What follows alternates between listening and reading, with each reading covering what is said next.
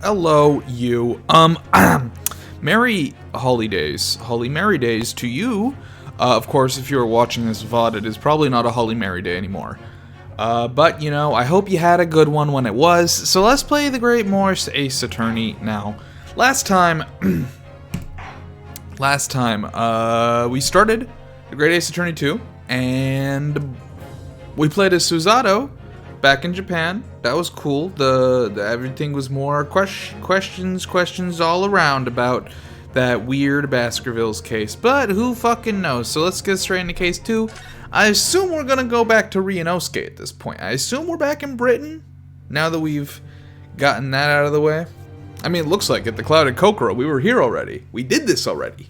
Is round 2? Round 2? Are we gonna have the guys again? A ghastly tale of a winter's night. One of an invisible killer and a crime perpetrated on the pavement along Briar Road. Thanks, Stormy Sunshine, Death's door. for Mystery the of sub. just who had stabbed the young lady from behind had been resolved. True. But no sooner had my friend saved that Eastern Exchange student from his harrowing. It was actually the lawyer that saved them, but you know, Then it's in the fine. dim, flickering shadows of gaslight, did a second bizarre crime rend the stillness of that very night. Oh, 2 in 1? I dare say most can still recall the sensational headlines of the day. Haunted apartment of death, the condemned criminal's curse, the dread demon of coal gas. Yet, though the great detective had at once discerned the truth upon his arrival at the scene, it only proved to be the overture that announced the rising of the curtain on a most tragic play.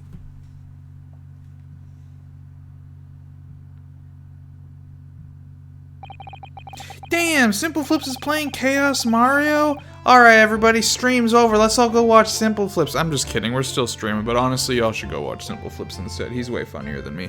Anyway, my name is Ryunosuke Naruhodo. It's actually Technovoid, but, you know, we gotta be in character here, so just don't worry about it. I'm a fledgling lawyer, just starting out my journey. Have we always had the mouse showing up? I feel like that's not something that we've had. That's something with this.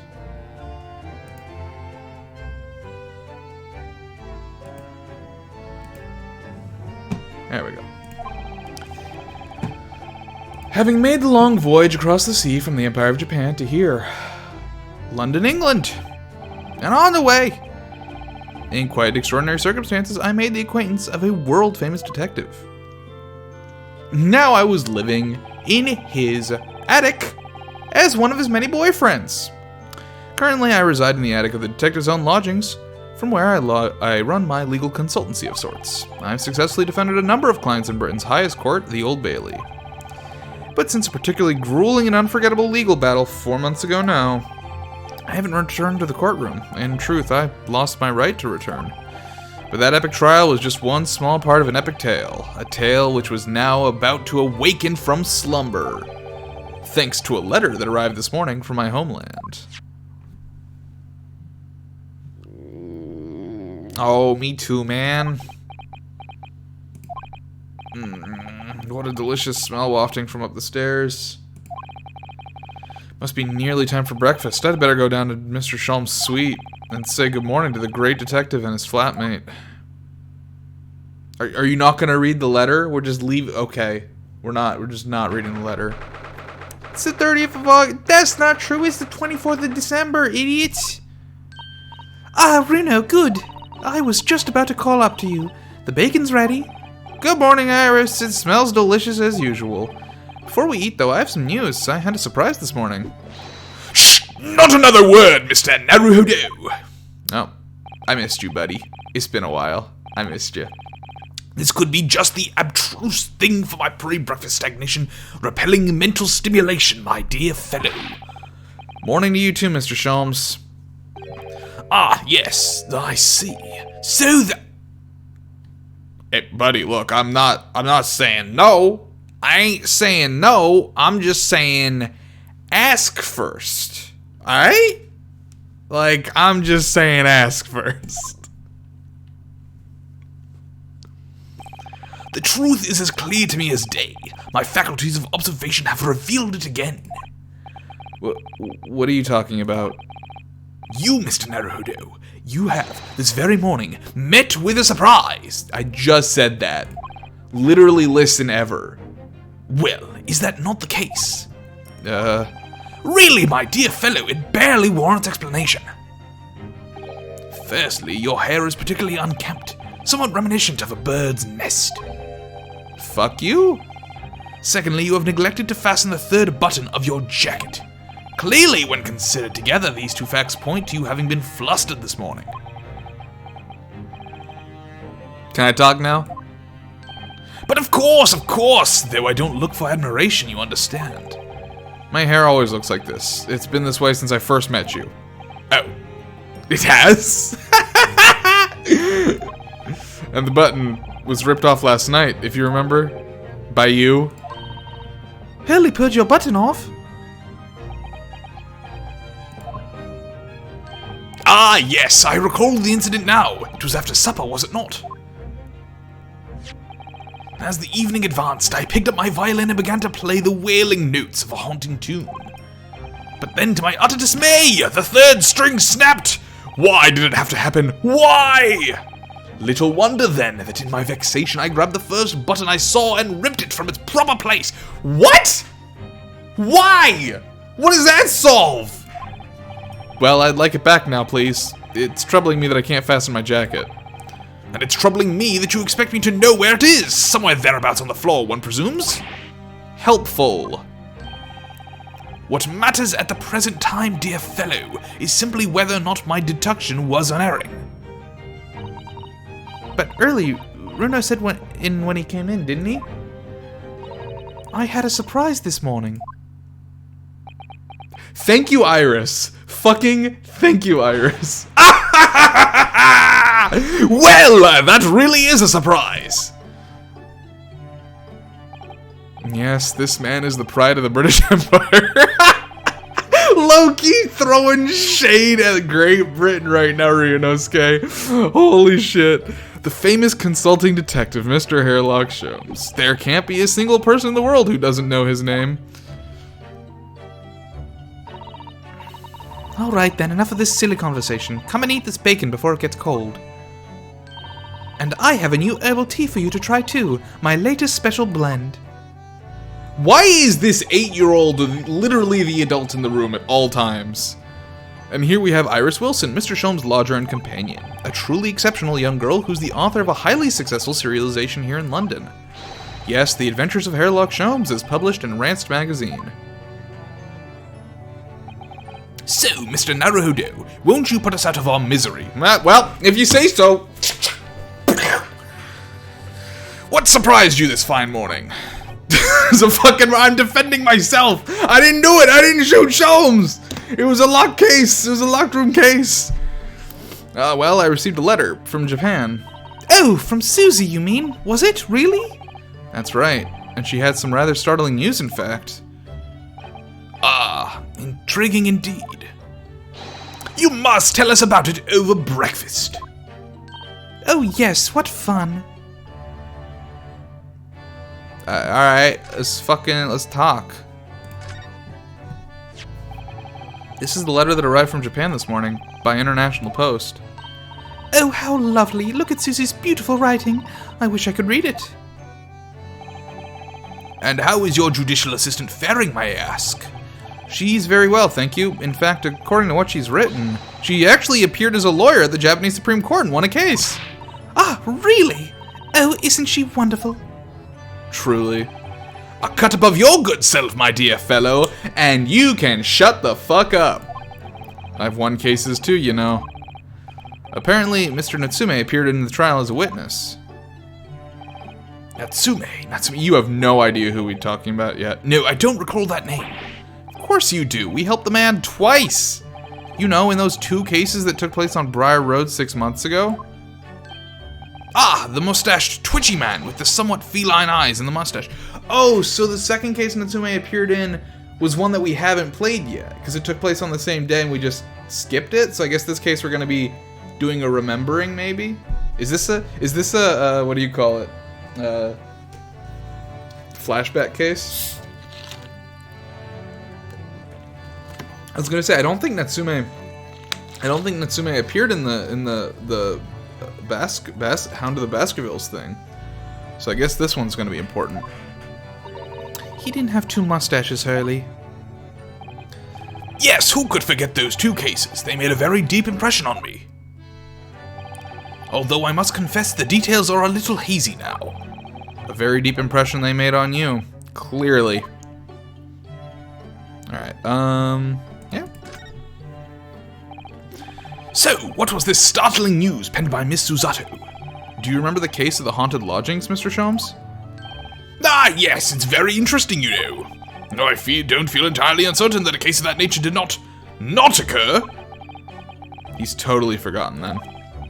Anyway, in her letter, Miss Susato asked that we read over her case notes again and investigate further. Though it took place half a year ago, for what purpose? Because of something that Mr. Natsume said to her, apparently. He suggested that the real reason why she was called back to Japan so suddenly might have something to do with that case of the haunted lodgings. Oh. On Mr. Natsume's return to Japan, Miss Susato's father questioned him about the case, she says. And something Mr. Natsume said appeared to trouble Professor Mikotaba, prompting him to send that telegram. I'm guessing he hasn't been taking cases since the, Eggs Benedict one. Oh, that case, yes. It was very strange, wasn't it? Yeah. And I had compiled the whole story into a nice, neat manuscript ready for publication, too. But then early was all funny about it, remember? He was very mean. That story must not be published, you said, very mysteriously as well. Really? I said that. Are you sure? Do you perhaps know something about it as well, Mr. Sholmes? About why Miss Susato was suddenly told 4 months ago that she had to return to Japan?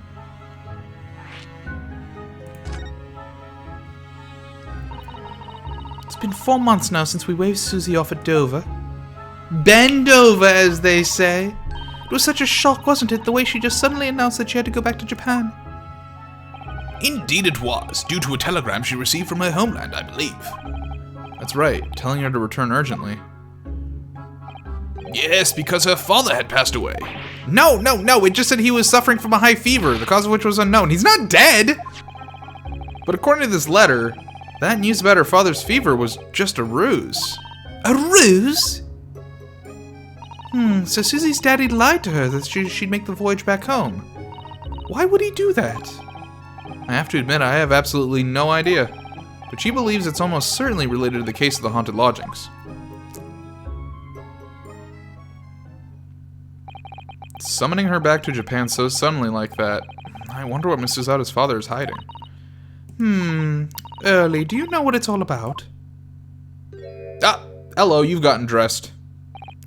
Well, who can say?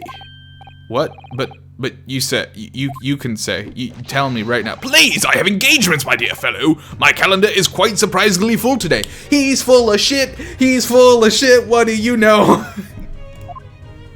You never have anything on your calendar, dickhead. And a stringent analysis of the matter would be excessive, I feel, even if I were quite at leisure. So, man the fault in my absence, won't you, Iris? I will, Early, don't worry. See you later. I missed that. He scuttled off rather quickly there. So Iris, he's totally full of shit, right? I think perhaps Professor Mikotaba isn't the only person hiding something here. Sasaki-san was involved in 2 cases, but only one of them was forbidden from being published. By, of all people, Mr. Sholmes. Aha! I found them at last. Iris, are they... The notes about the case? That's right. Susie and I compiled them together. The case of the haunted lodgings. Do you want to read them, Runo? Absolutely. Thank you, Iris. I have no idea what secrets could still be hiding in the shadows of this case. But perhaps if I read over the notes again, something might come to light. That's the spirit?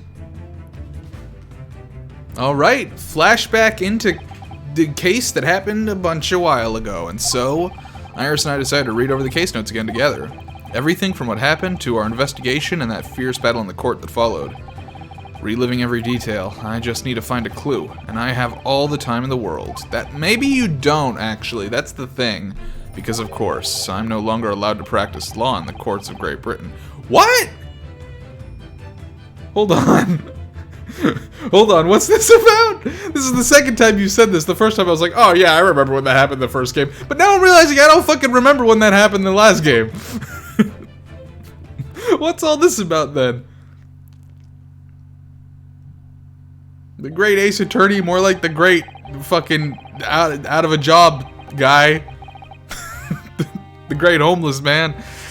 It was 6 months ago, a mysterious incident that unfolded in the wintry streets of London. A young woman was found lying on the snowy pavement of Briar Road with a knife in her back. Fortunately, her life was spared, but she wasn't conscious for several days following the incident. The fog was thick, and nobody saw her attack her, but by a cruel twist of fate, a visiting Japanese student was walking behind her at the time and was duly arrested. That man was Saseki-san, and the man who effected his arrest was Mr. Sholmes. Believing in our compatriot's innocence, Suzato-san and I decided to represent Saseki-san in court. And after a grueling trial of many twists and turns, we finally managed to prove his innocence. Joyful, joyous, jubilant jubilation! Was the man's reaction after the trial, but his jubilant jubilation was short-lived. We received a telegram from Mr. Sholmes the following morning. The victim of Briar Road stabbing has regained consciousness. Hurry to Bart's at once. So Suzato-san and I summoned a hansom and headed immediately to the hospital.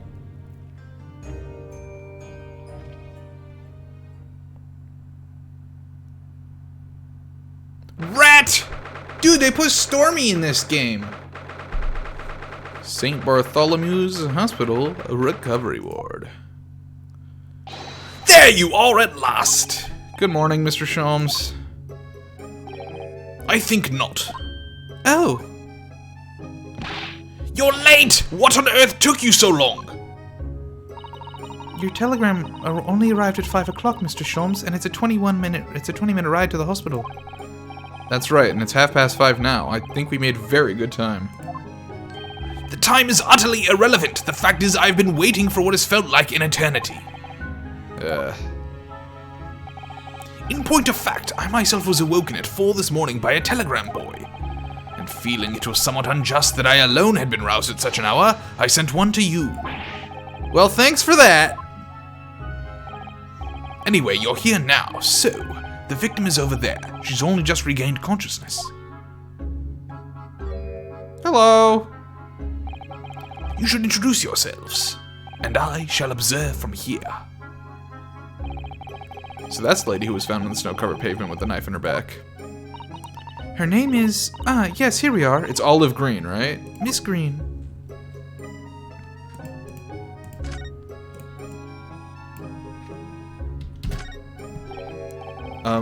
Good morning.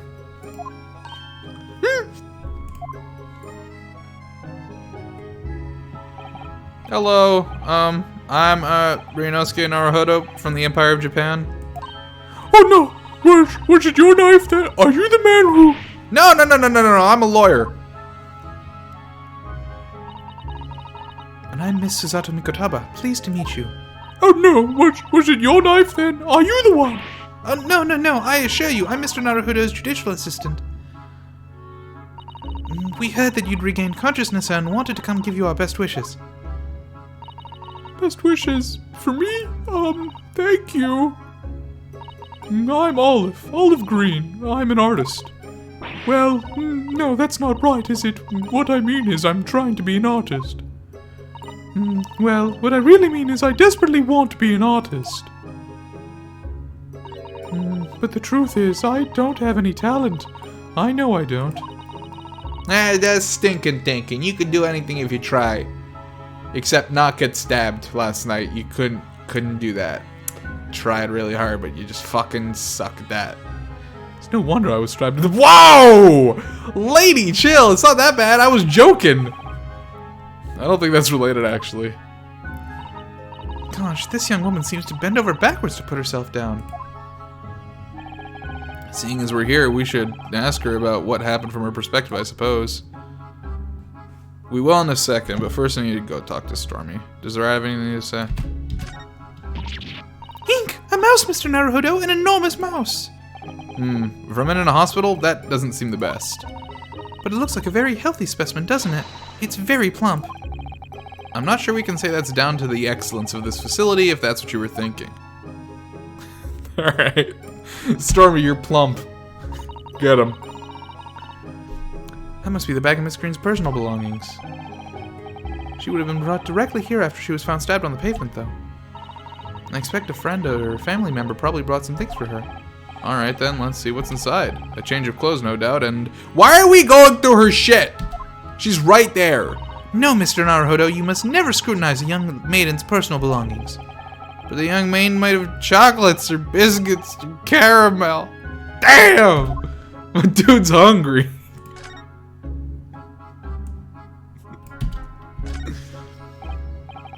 This looks like the treatment notes for whoever's occupying this bed. Let's see.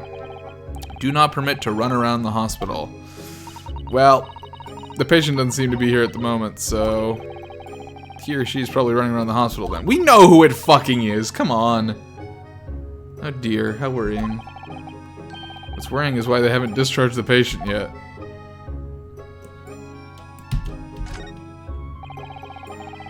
And there are all sorts of medicines in this cabinet. Look, I'm not sure if it's safe leaving them in the reach of everyone like this. Yes, you're right. I can imagine if you were peckish, you might try a whole bottle or two. Well, at least there seems to be a little lock to secure the cabinet doors. I don't imagine that would stop you if you were hungry. I worry that you'd break the lock. Hunger doesn't turn me into a criminal, you know, Miss Susato. Oh, you were just about to steal caramels from this lady's purse.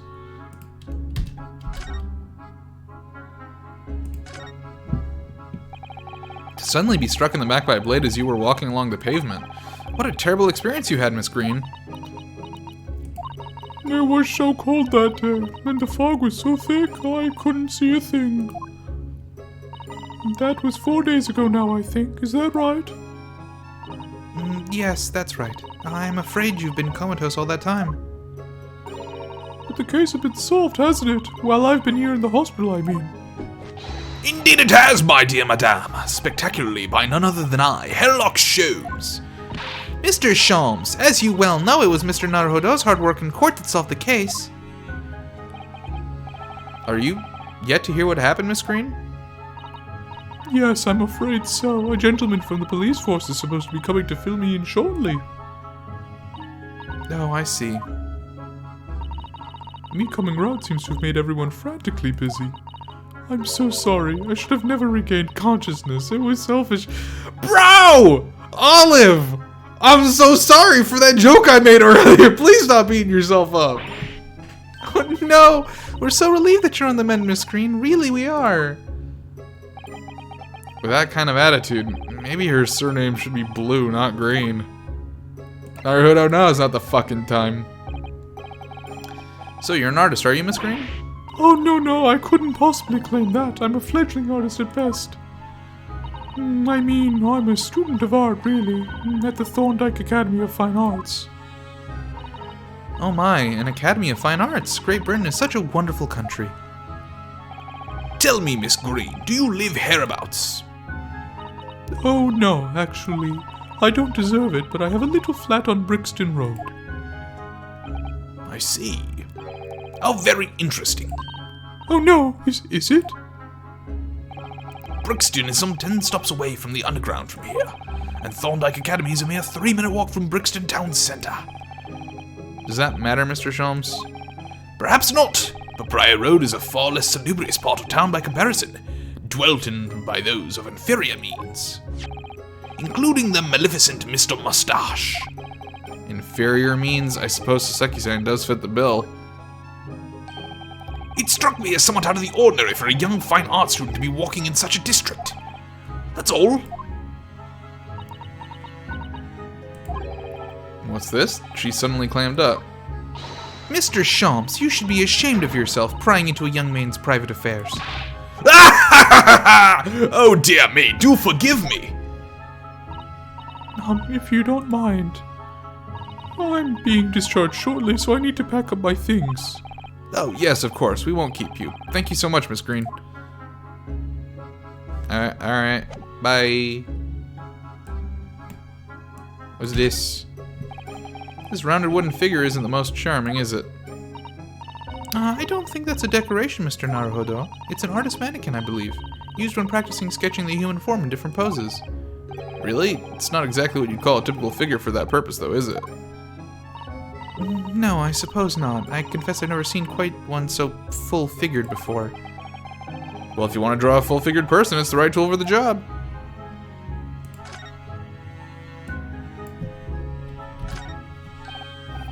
Look, there's a photograph in this frame here. Look at this photograph! Oh yes, it's a picture of a young gentleman. He looks to be about the same age as Miss Green, I would say. Perhaps the young woman's special someone, do you think? My, Mr. Naruhodo, I didn't know you had such a sense of matters of the heart. Not in the least. I sincerely said the first thing I thought of.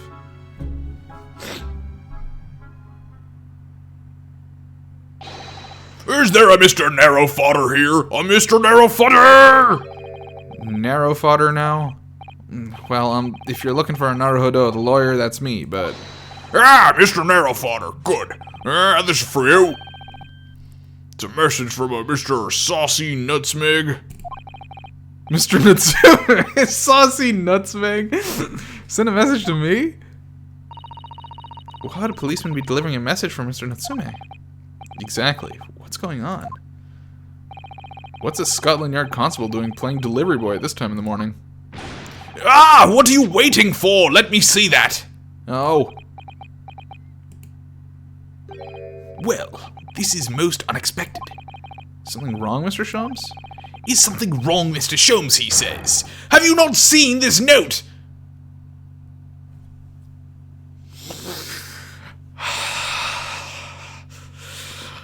I want to fucking strangle this man in both an attractive way and an angry way. No, how could I have? It would seem that London's criminals have no intention of letting the great detective rest. A new case calls. A case of murder, no less. We must depart at once. Murder? Call a cab! Time is of the essence. But the trouble is, we've yet to read Mr. Natsume's note. I was thinking we ought to pay him a visit in his lodgings once we did. That would be entirely convenient. Convenient? What do you mean? It's all here in the note, my dear fellows. The one that I refuse to hand back to you. The murder we must investigate took place at Mr. Mustache's lodgings. Wait, what?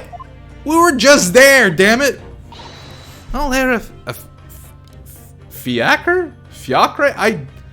I've never seen this word in my life. Is this like a cab? Is this like maybe a horse-drawn carriage? What the fuck is that?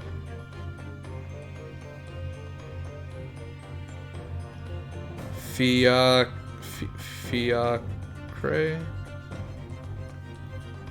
A small four-wheeled carriage for public hire. How do you pronounce it?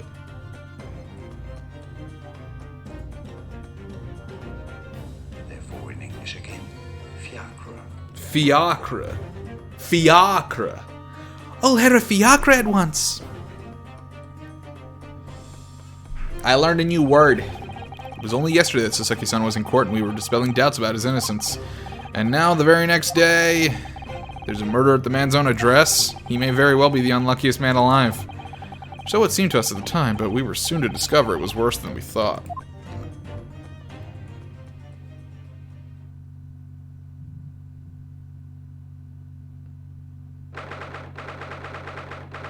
#21st of February, 7 in the fucking morning, jeez.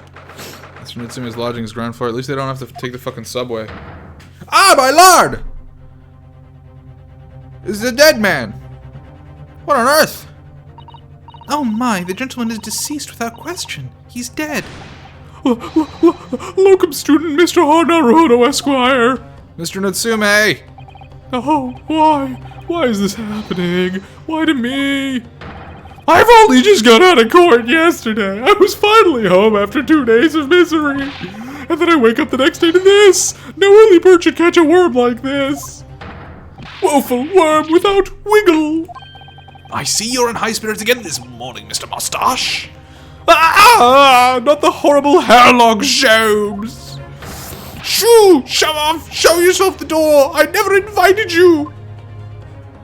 Mr. Sholmes came here with us. I'm quite sure he'll be able to help you, Mr. Natsume. I am entirely at your disposal, Mr. Mustache. What can I do for you? You can fuck right off! Oh, hey! Here they are, already. The busybodies. Ah, Inspector Gregson. What a pleasant surprise. Pleasant, is it? Gives me heartburn every time I see your face at crime scene, Sholmes. Ha! I deduce, Inspector, that your heartburn is a result of your excessive consumption of fried food. It's gotta give it to him. He's right sometimes. Broken clock and all that. Good morning, Inspector. This is a crime scene. Don't you go touching anything. Good morning to you too, Sunshine. Alright, let's start fucking examining some shit. Yo, nuts. Actually, let's start from the right. So, Inspector, what was the victim's name? Who was he? What were his hopes, his dreams? Mr. William Shamspeare. He was a lodger here. As you could probably tell, he was an actor. Bit of a dead loss as it happens, or just dead. Mr. Shamspeare. It was the landlord, old Mr. Garrett, and the other lodger, Mr. Natsume, who found him. The fellow didn't rise his usual hour, so Garrett got worried and kicked the door down. Garrett did that? I'm impressed. But doesn't Mr. Garrett have a bad leg? Yeah, you're right here. You're right there. It was that jittery Japanese hunchback over there who actually did the kicking. Really? Saseki-san? Victim was pretty hard up, it seems. He even done some time inside for petty crimes. He had no money, no place to go, and no friends. His only acquaintances were the people in this house. Miserable life and a miserable end to it.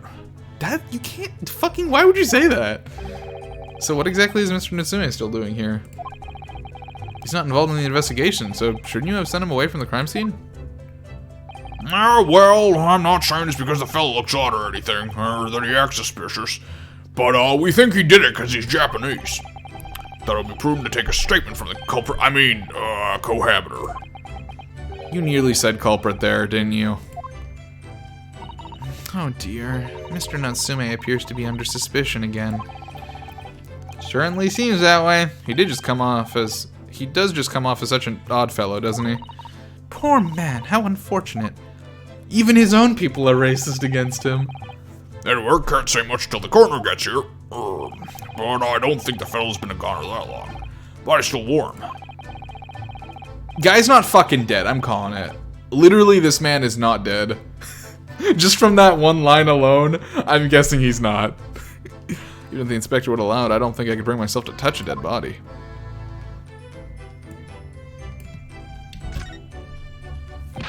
Oi! Set hands off, you're gonna mess up my crime scene. Oh, no, I just wanted to look, that's all. No chance, I know you're kind. You mess up just by looking it up. Ugh, someone's in a bad mood. There's certainly some bad air in here, isn't there? You know we can't open the windows. Alright, looks like I better talk to the inspector first and try to curry some favor.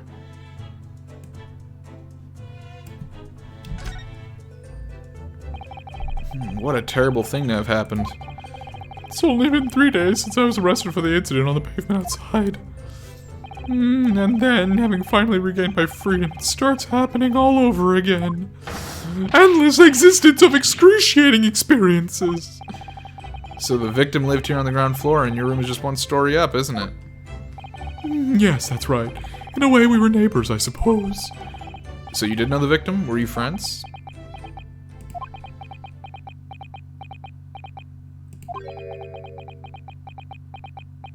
Hey, buddy? Hey, buddy? What's the matter with Saseki-san now? It was an innocent enough question, wasn't it? Why does he seem so shaken by it? Well, I suppose he was a complete stranger.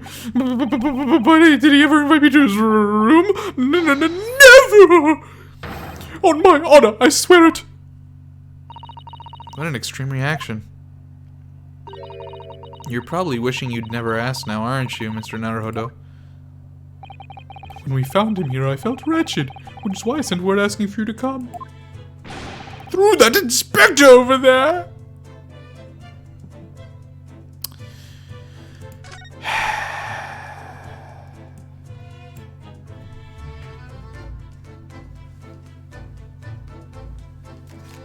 I'll get to you in a second, bud. Just keep standing in that pose for a little while longer, please.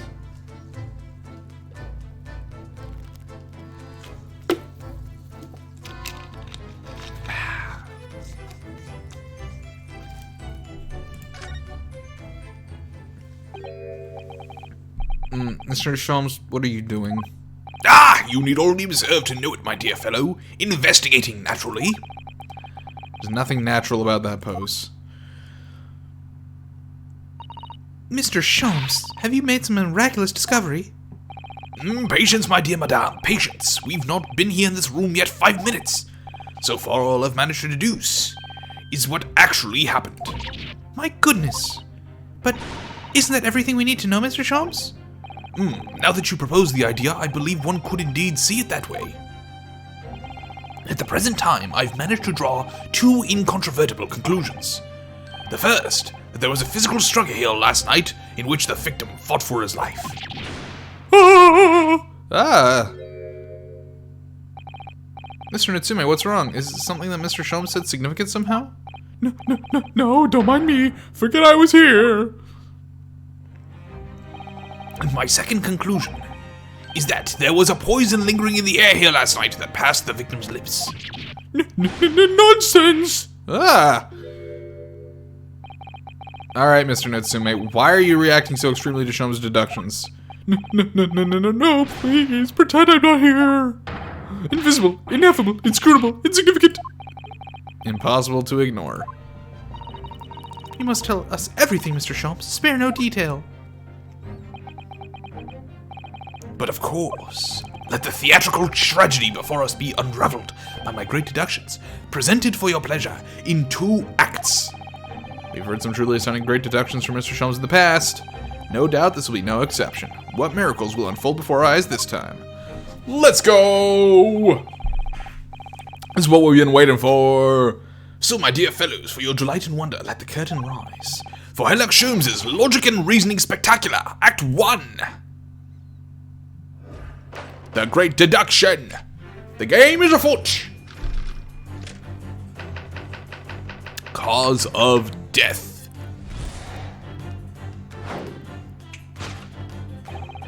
Careful observation of the victim reveals to us the events that transpired in this disconsolate room last night. Foam at the mouth of the deceased clearly indicates the use of poison. Next to the victim, we notice a large dining plate which contains, you will observe, 1/2 of a sizable bar of soap. Meaningful? Indubitably. Cause of death? Cat. Dude, that fucking cat, dude, he's everywhere. Thanks for the bits. Why is this soap set so purposely upon the dish? Like the victim's last supper, in fact. Yes. Dude fucking likes eating soap. Could it be the man who was about to eat it? Of course, the fork reveals the answer. It appears that the young man's appetite was his undoing. Taking up arms in the form of his cutlery, the victim engaged in a deadly battle for his life. Yet the struggle against his hunger was in vain, for in the end he couldn't resist devouring the slippery feast. This man literally just said this man ate soap and died. But London's foul soap is besmirched by foul poison. Yes, the victim's life was claimed by poison that tainted the contents of the plate. The soap and the lather about the young man's mouth are too perfectly matched to ignore. The cause of death was clearly intoxication due to excessive ingestion of foul soap. Though personally, I have a greater interest in the taste of foul candle wax, of course. Poisoning from soap ingestion. Dude just fucking ate soap. Okay, whatever you say, bud. Suicide or murder? Tide Pod Challenge! Fucking Shakespeare Tide Pod Challenge. The cause of death identified, we proceed to Act 2, where we ponder the next question. Was this suicide or murder? Yo, Soseki, what is going on with you today? The audience will recall that death occurred during the victim's last supper. Did the man dine and die alone? This single teacup suggests the answer. To draw a conclusion on such a meagre evidence would be foolish, however, certainly. The careful criminal could have absconded with his own cup to cover his tracks. Well, allow me to lift the veil of doubt, my dear fellow. Indeed, what reveals the answer, of course, is the broken lock. Though forced open now, at the time of the incident, this door was locked. And the sold key was in the victim's pocket. In other words, when the victim consumed the poison, he must have been alone. What? Why do you keep saying my name? Alone with his inferior soap, from whence it wafted an inferior scent. How is he this dumb? That's a good question. And with that acrid aroma lingering in the air, the victim met his end in tragic solitude. We can take comfort only in the fact that his soul was well cleansed on his way to the hereafter.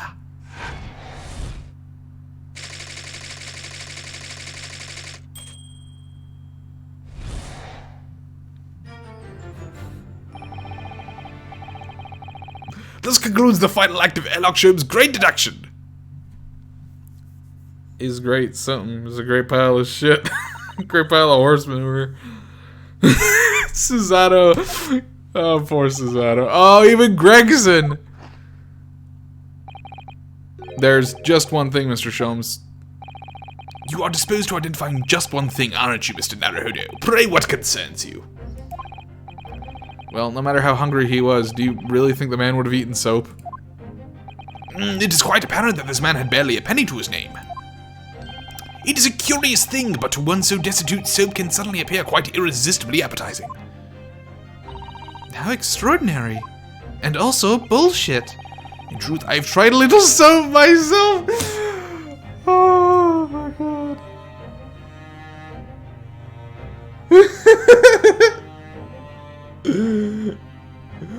What is the word when you like you on someone else?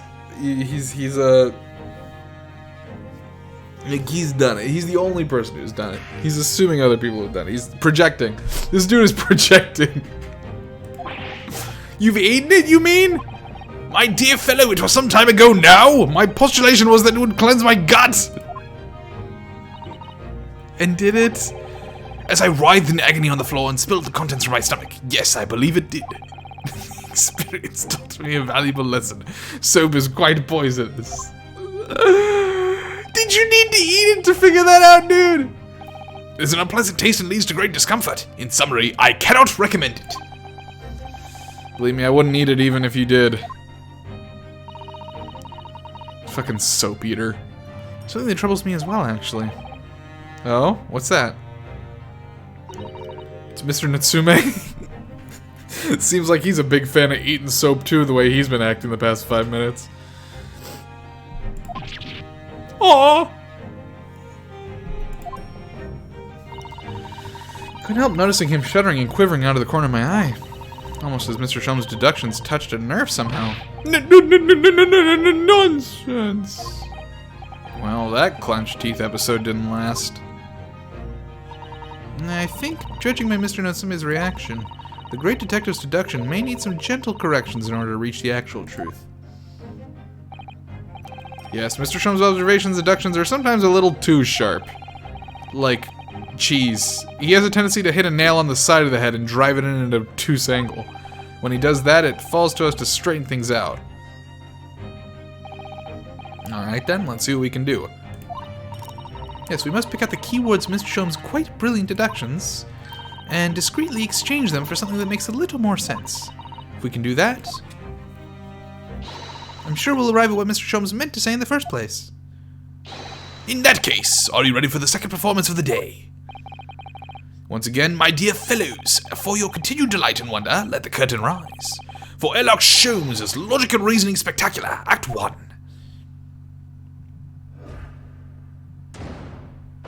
Course correction. Hold it!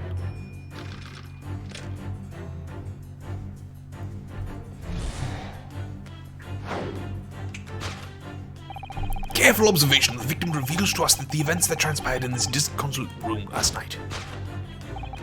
Foam at the mouth of the deceased clearly indicates the use of poison. Next to the victim, we notice a large dining plate, which contains, you will observe, 1/2 of a sizable bar of soap, meaningful, indubitably. Why is the soap set so purposely upon the dish? Like the victim's last supper, in fact. Yes.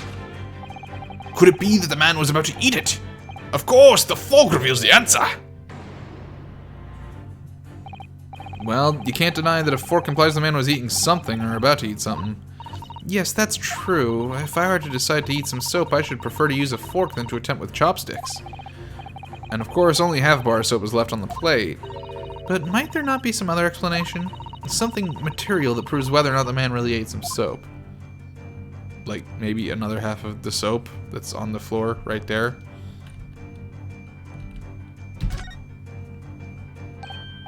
Look, there's more soap on the floor here. Mr. Shakespeare must have really loved this stuff. Let's not jump to conclusions, Mr. Naruhodo. Look closely at this soap. Do you see that it would fit together perfectly with the other half of the bar on the table? What the? How can that be? I think that they are two halves of the same bar that broke apart.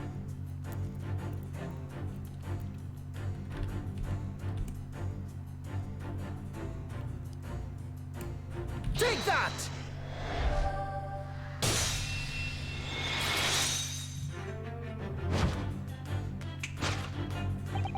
Could it be that the man was about to eat it? Of course. The other piece of soap reveals the answer. It being the other half of the soap on the table. In short, the victim was not eating soap at all. But it's obvious, really, for no depths of hunger could drive any man to attempt to eat soap. I'm glaring daggers at you, man.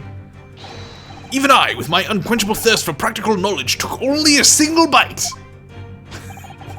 But that begs the question of how the man was poisoned, because there's no sign of any food on the table. An excellent observation, Mr. Naruhodo, the one that furnishes us with the answer we seek. For London's foul soap is besmirched by foul poison. Yes, the victim's life was claimed by poison that tainted the contents of the plate. Mr. Sholmes is still pushing the soap argument, then. Perhaps he's suggesting the man licked the soap rather than ate it? If soap in London is that poisonous, I don't think I want to be washing my hands with it. But there are no signs of any food in this room at all. Of course, food isn't the only thing that passes people's lips, is it? Take that!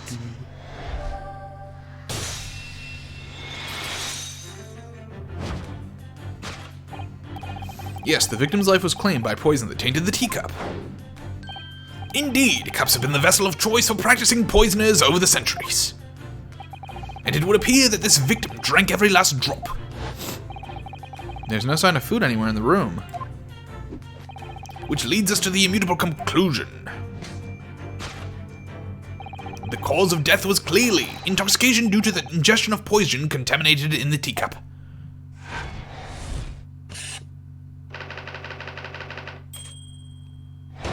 Solved!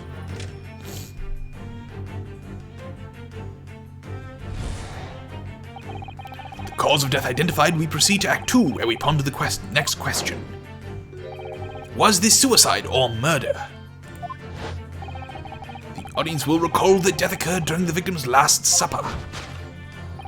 Did the man dine and die alone? This single teacup suggests the answer. Ah, the Western vessel for infused hot drinks again. It's already featured heavily in our deduction so far. Yes, we can imagine that shortly before his death, Mr. Shakespeare was having a drink of tea. There would be nothing remarkable about that, but what troubles me is Mr. Natsume's reaction when he heard the Sholmes suggest it. There's more to this deduction than it seems. Let's closely examine the scene of the crime again for some more clues.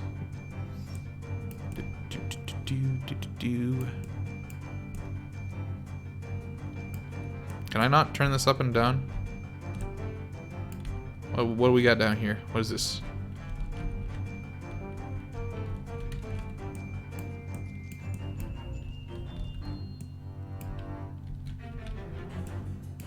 Oh, wait, fuck, he's holding a teacup. Man's holding a teacup. Did the man die and dine alone? This other teacup suggests the answer. How did you observe it? Sholmes, your whole thing is observing things. How did you miss a teacup in its fucking hand? Yes, there were 2 teacups in the room all along. Are you good for anything, Sholmes?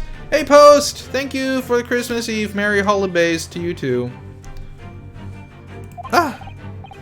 In other words, this is a strong indication that the victim's last supper. There was a guest present. It just used the silhouette of the dude from Case 3. I'm trying to remember his name, the banker. I don't remember his name. At the very least, we can say now with certainty that somebody else was here in the room last night, taking tea with the victim. What are you talking about? Utterly, unbelievably, unjustly, unreasonable. To draw a conclusion on such meager evidence would be foolish, however, certainly. In which case, what more can we deduce about this possible guest at the table? Well, allow me to lift the veil of doubt, my dear fellow. Do you mean to say you know exactly who exactly was in the room at the time of the victim's death? Indeed. What reveals the answer, of course, is the broken lock. I'm not sure I like where this deduction's going now. I'm afraid it's too late to go back to the Halcyon days of eating too much soap. Well, the idea of the identity of the guest who was here last night when the victim passed away is something I have a very bad feeling about. Well, you can try to ignore your feelings, but we cannot ignore the truth, Mr. Naruhodo. No, I suppose not. Time to look around again.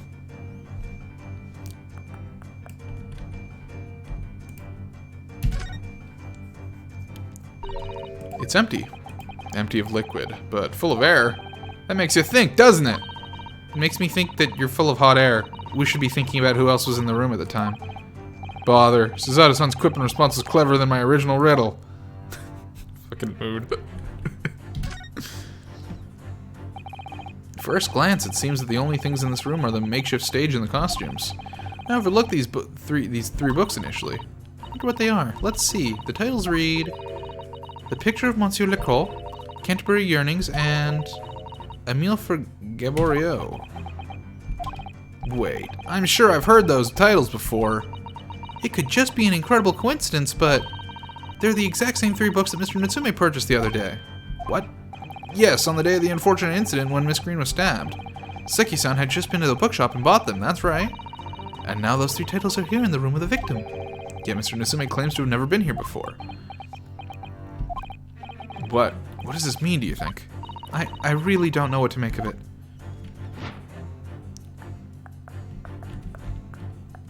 Take that!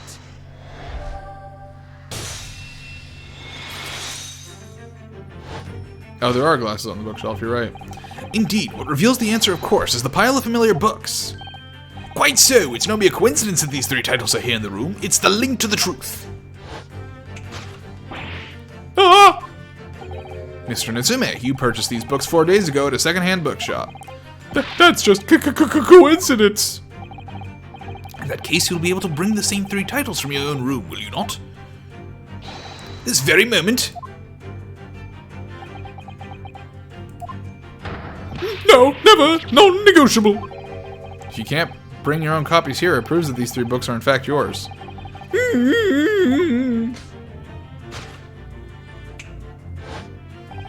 Having purchased the books 4 days ago and returned to your lodgings, you were arrested the very next day. So you could conceivably have brought the books here on that evening, but you never mentioned that. In other words, you could only have brought these 3 books here to the victim's room.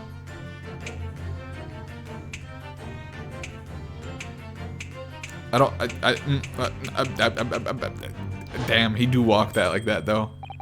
Last night, having returned to your lodgings after the trial concluded at the Old Bailey.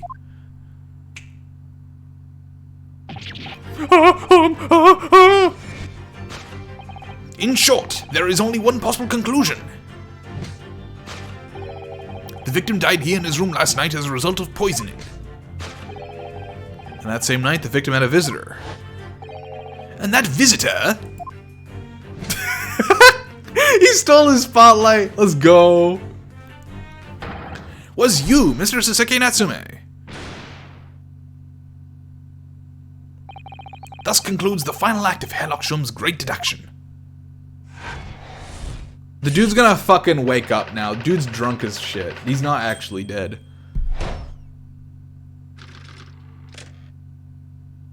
Deduction complete. Elementary.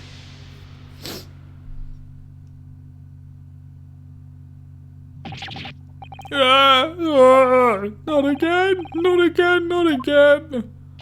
Not again! Well then, Mr. Natsume, would appear you're gonna have to accompany me down the earth again. But wait. Hold your horses. Yeah? I don't got no horses, I ain't rich enough. Door, key, locked, entry, exit, entirely impossible. He's so flustered, he's being even stranger than normal. What? You think that's an alibi? You could've just made a copy. What? You live in the same building after all. You'd have plenty of opportunity, I'm sure. But misery me. Sorry, sir. You'll get your chance to give your side of the story later. The facts speak for themselves, Mr. Mustache. Ah, you horrible Herlock Sholmes. He really has found himself an arch rival now, hasn't he?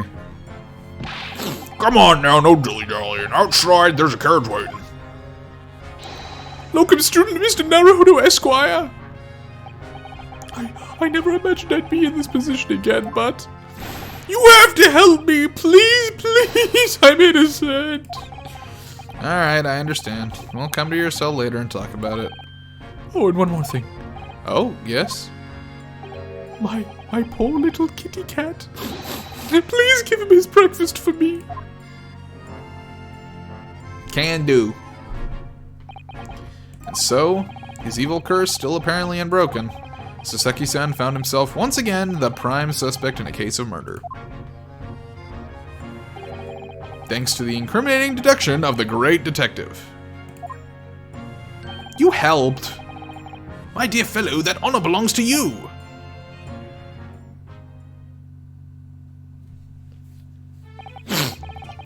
Well, Stormy, I don't know if you noticed, but Soseki-san is kind of a fucking weirdo, and so Cat's also a fucking weirdo.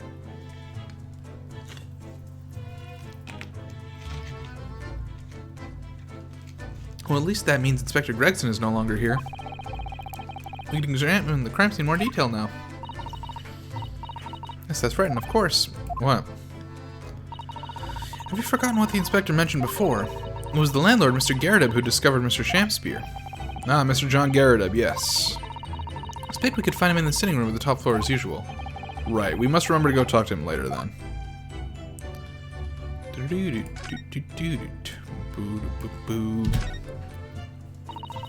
There's not much on these shelves, is there? Just this wine glass and bottle. And both of them are cracked. Yes, not much use, are they? What's the matter? Oh, I was just reminded of the Reaper, that's all. Prosecutor Lauren Van Zeeks? Yes, he's so reckless with his wine glasses. I was thinking it's a waste and that he should donate some to the needy. You can suggest it next time we meet. Damn. Look at these extravagant, bright costumes. Somehow they look out of place in this room, with its grim, shady going on. This one looks like a king's attire. A king? I've always dreamt of being a king. Oh, I think you'd be more suited to be a feudal lord, a daimyo or such like. With a chonmage top knot? Every Japanese man wishes he has a chonmage. Oh, you'd look wonderful with one, and you already have the sword. Can you imagine what would happen if I walked around the streets of London with a chonmage and a sword?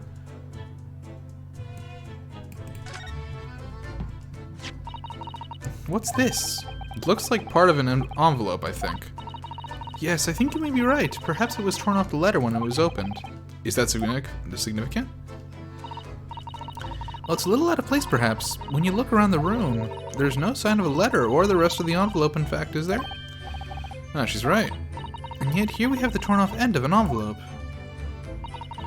Just strikes me as unusual. I agree. We better take this, just in case.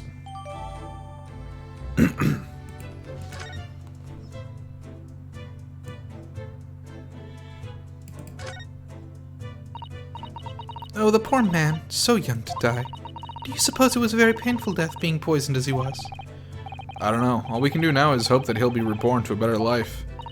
Yes, I suppose you're right. I wonder. Do you think that putting our hands together in a Japanese prayer will help a British soul? Sorry? I made sure I had a reference at the ready for just such an occasion as this, actually. This book is entitled The Beginner's Guide to Praying for the Departed, the British Way. I'll just reread it now. One moment. There's quite a spine on that book, isn't there?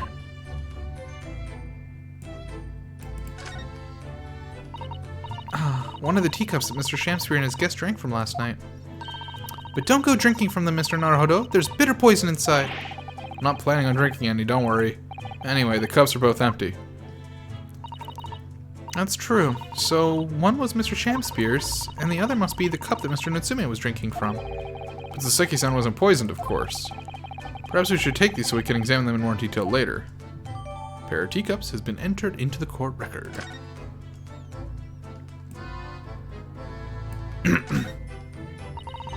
As we've seen from the outside, the window is completely bricked up. A vestige of the former window tax that Brixtons had to pay. What strange things they used to tax in Great Britain. I mean, making people pay for the number of windows they had in property. It's extraordinary. It's heartbreaking to think of the poor having to block up their windows just to avoid an unaffordable tax. Oh, What is it, Miss Susato? if you look closely, a number of bricks are loose.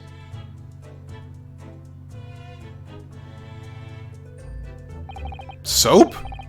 Looks as though an amateur has broken one out, just a few here. Is it Mr. Shamspeare who did it, I wonder? Being the lodger renting this room. Ah, look at this, Mr. Naruhodo. On the outside, there's a little ledge.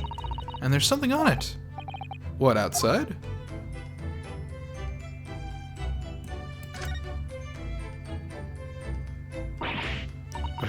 It's so cold outside, you can feel it through this gap. It did snow all last night. It would be cold. But more importantly, what is that on the ledge out there? What are those snow-covered lumps? It's more bars of soap. Soap? What are bars of soap doing lined up on a ledge outside the window? Dude was a fucking drug trafficker through soap? The pair of them look rather charming like that. Still, that's very strange, isn't it? Bars of soap lined up on the outside window. I think perhaps we should take one. There are two after all. Oh dear, I suppose we could. Oh, what's this? Look here at the soap. Ah. Do you see, in the middle there? There's a patch that's a different color. It's a sort of transparent, but Some sort of fancy design, I suppose. Only in Great Britain. looks like the Hinamaru flag of Japan, doesn't it? How wonderful! Probably a very expensive brand. Expensive? Then what's it doing in this ramshackle old room? Bar of soap has been entered into the court record.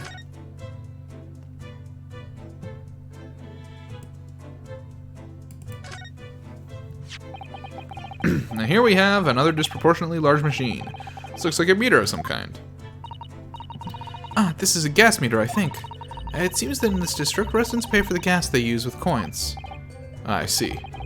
Yes, now that you've pointed it out, I can see that there's a slot just here that looks like it would take a coin. Court record says it's a cheap bar. So you mean if you put a coin here, that would buy you about 2 hours of gas for lights and heating. Does it say that? A cheap bar of soap, true. This part is a different color. It's an exquisite design, isn't it? Trust the British to turn a boring bar of soap into something special. Quite like it. It reminds me of the Hinamaru design of the Japanese flag. Expect this is rather expensive soap. That doesn't seem likely, given who it belongs to.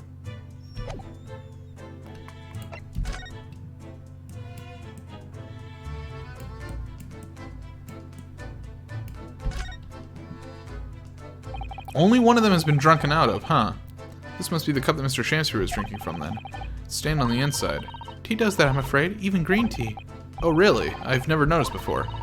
You've never noticed? Well, I never leave it in the cup long enough to leave a mark. I like to gulp it down. Drink tea while it's hot. That's the Japanese way, isn't it? Oh dear, so many people seem to have the wrong idea about our culture. And most of them are Japanese. What I'm interested about is the fact that this cup doesn't have a line. This is the teacup from which Mr. Natsume was drinking. Yes, unlike the other one, the inside of the cup is completely clean. I suppose he must have drunk the contents before the tea had a chance to leave a mark. Now let's gulp it down too. Sorry, Mr. Naruhodo. Well, if you just sip it little by little, it goes cold. Clearly, I shall have to instruct you in the proper way to take tea.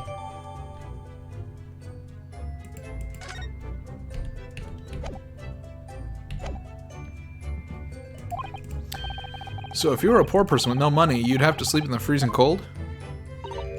Yes, or if you were a scatterbrain with no change because you forgot to exchange your money at the bank. Thank goodness there's no meter in our office.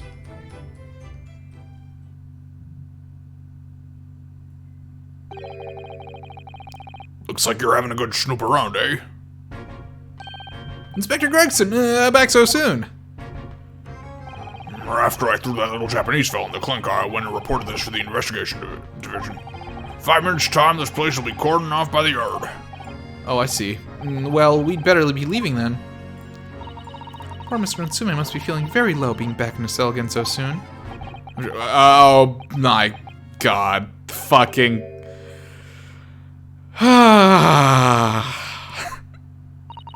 What's wrong, Mr. Naruhodo?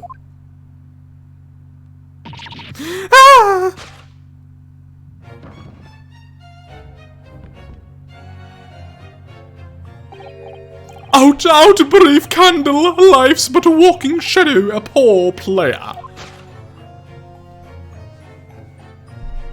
That struts and frets his hour upon the stage, and then is heard no more. Now, how soundeth the next part? It is a tale told by an idiot, full of sound and fury, signifying nothing. Indeed, oh happy day!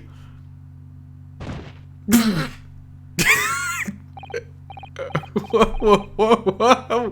Me too, dude. Walking Dead. What the fuck? The fella isn't dead at all?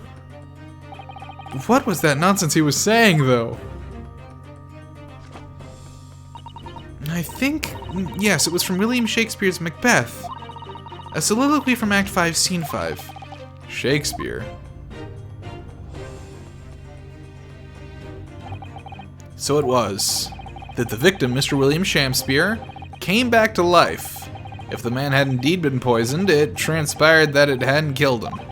He was taken by emergency carriage to a nearby hospital for treatment. And Inspector Gregson evicted us from the scene of the crime. Whatever that now was. What isn't in that book? It's a good question. It's just like, it's just British culture for dummies. Whatever do you think will happen now? Good question. What a strange situation for Mr. Natsume, arrested for murder, but then the victim comes back to life. I think perhaps the victim was never dead in the first place. It seems very likely that Mr. Shakespeare did consume poison as we deduced. But was it an accident, attempted suicide, or attempted murder? Until the truth can be established, I imagine the police will keep Mr. Natsume in custody. Suppose so. Let's hope it doesn't come to anything more than a night in the cells. Oh, what's this?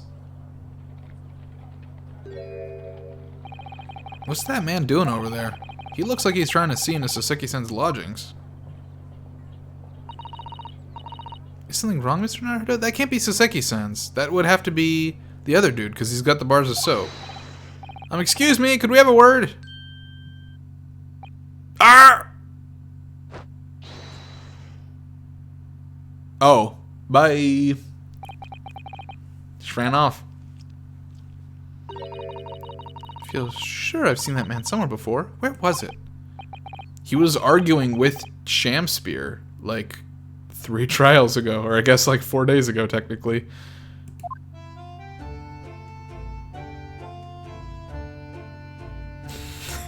He does that. He does do that.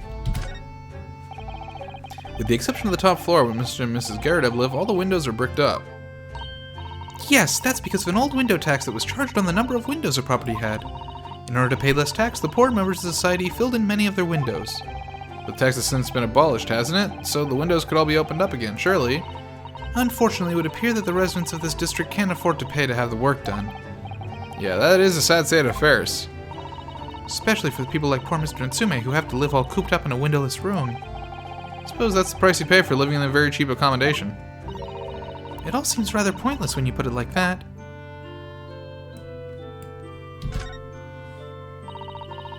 There always seemed to be a bicycle outside the Garrett residence. I read that bicycles are extremely popular all over Great Britain at the moment, in fact. That one seems very warped, though, especially the front wheel. Is that to make it more of a challenge to ride, do you think? No, I'm afraid it may be a result of the rider's incompetence. For the front wheel is so badly warped, I'm afraid the rider may have been similarly afflicted. Then there's a good chance Mr. Natsume had been practicing on this bicycle, I think. Oh dear, I fear you may be right. Yeah, Mr. Natsume is warped, alright. Alright, what else do we got? London's blanketed in fog again today, and the sky is covered in cloud. But if you look carefully in the distance, you can just make out the Crystal Tower being built. Ah, the Crystal Tower, yes. The centerpiece of the Great Exhibition is to open in 6 months' time. Everyone's talking about the Great Exhibition of London at the moment, it seems. Well, it's to be the largest event of its kind anywhere in the world, with technology and scientists from all over. I can't wait for it myself. Do you think visiting students from the Far East like us will be granted entry? The Great Exhibition that was held in London had more than 6 million visitors, it seems. And this time, the British are determined to make it an even bigger success to outdo the Paris Exposition. I see. That's an incredible number of people. With so many people expected to attend, we should easily be able to slip in unnoticed. There's always the honest approach of buying tickets at the main entrance, Mr. Naruhodo.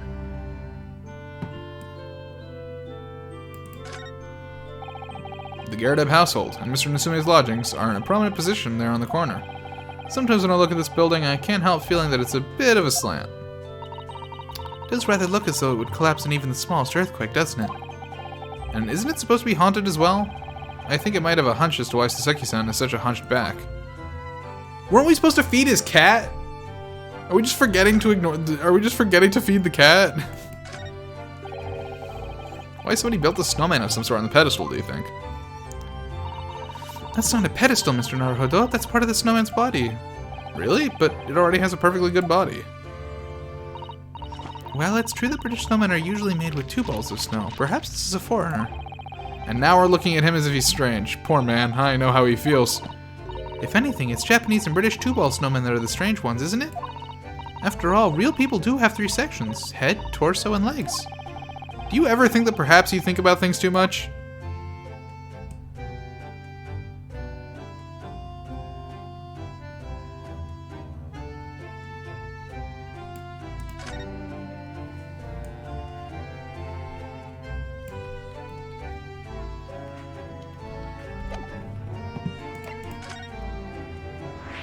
A new location has been added. Garrett's room.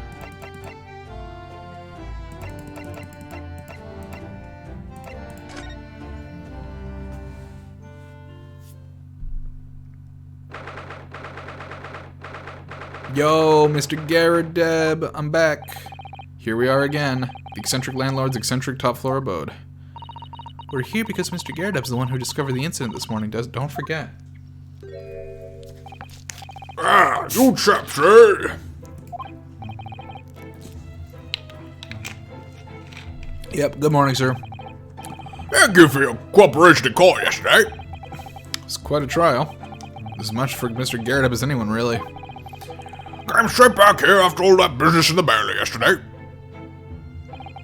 Didn't expect to wake up in more bally nonsense this morning. I wonder if you wouldn't mind telling us exactly what happened, Mr. Garrett. Yes, I suppose you'd like to know all about that dead loss of an actor chap in the ground floor room. Those were exactly Inspector Gregson's words, weren't they?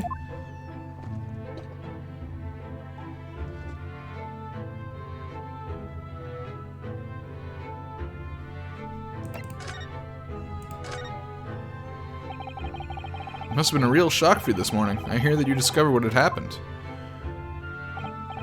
Well, that hopeless actor chap rises at 5 o'clock sharp every morning without fail. But at 5:30 this morning, he saw it and lit the gas.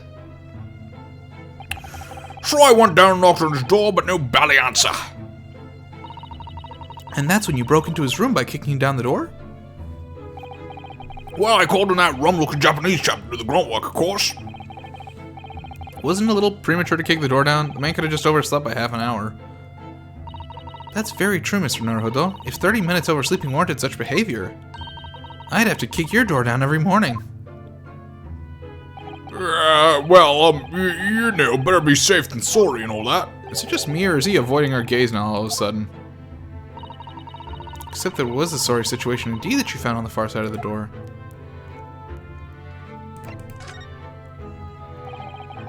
The victim's name is Mr. Shamsbury, I believe. Is that right? Yes, William Shamsbury. I took the ground floor room 3 months ago now. And how would you describe him? In a word, destitute. Destitute? Well, let's face it, the only redeeming feature of that room is the cheap rent. Anyone wanting to live in a place like that is either broke or has a bally screw loose. So hard to choose which category Soseki-san would fall into. Mr. Naruhodo, that's a little rude. He was doing research as well. Research? Into what? Bally soup! Oh, Shakespeare, of course, Shakespeare. Read a few plays of the old bard myself, you know. Romeo and Hamlet and all that. Yes, William Shakespeare is England's most highly regarded classical playwright and author. He's known as Sao in Japanese, you know, and many of his works have already been translated. Seems incredible that Shakespeare was shortened as Sao, though. Someone was too heavy-handed there. There were a lot of costumes in the victim's room, actually, weren't there? Of course, Mr. Natsume is a scholar of English literature as well. I imagine he and Mr. Shamsbury would have had much in common. Shakespeare interpretation disagreement leads to shocking murder. Let's hope it's not that. Mr. Naruhodo, really? How rude. You stop reading my thoughts!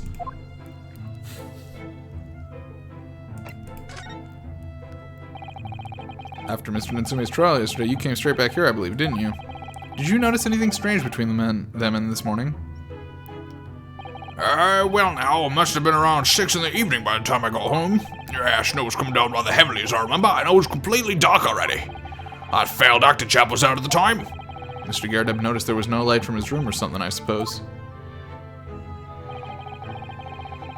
Couldn't summon the energy out for anything much, so I just sat in front of the fire up here. It was after 8 before Shamsbury got back. The chap was up until past 1 in the morning, I'll have you know. Sounds like me. Suppose he met us in sometime after that. I was asleep by then, so I'm rather in the dark there. Well, thank you. That was very illuminating. By the way, he is not dead. Is everything alright, Mrs. Otto? Well, I was just thinking it's a little strange, that's all. Mr. Garrett, you were up here in your room the entire evening, if I've understood correctly? Not a big fan of stairs. Not with his blasted leg. Then, how is it that you seem to know? The precise movements of your tenant on the ground floor, I mean. That's a very good point. Can't imagine that you could hear noises from the ground floor all the way up here. Does this old man like to spy on his tenants? Is that it? I say, I know what you're thinking, and it's a bally outrage. I'm ex-military, don't you know? I don't go around spying on my tenants. Why would I?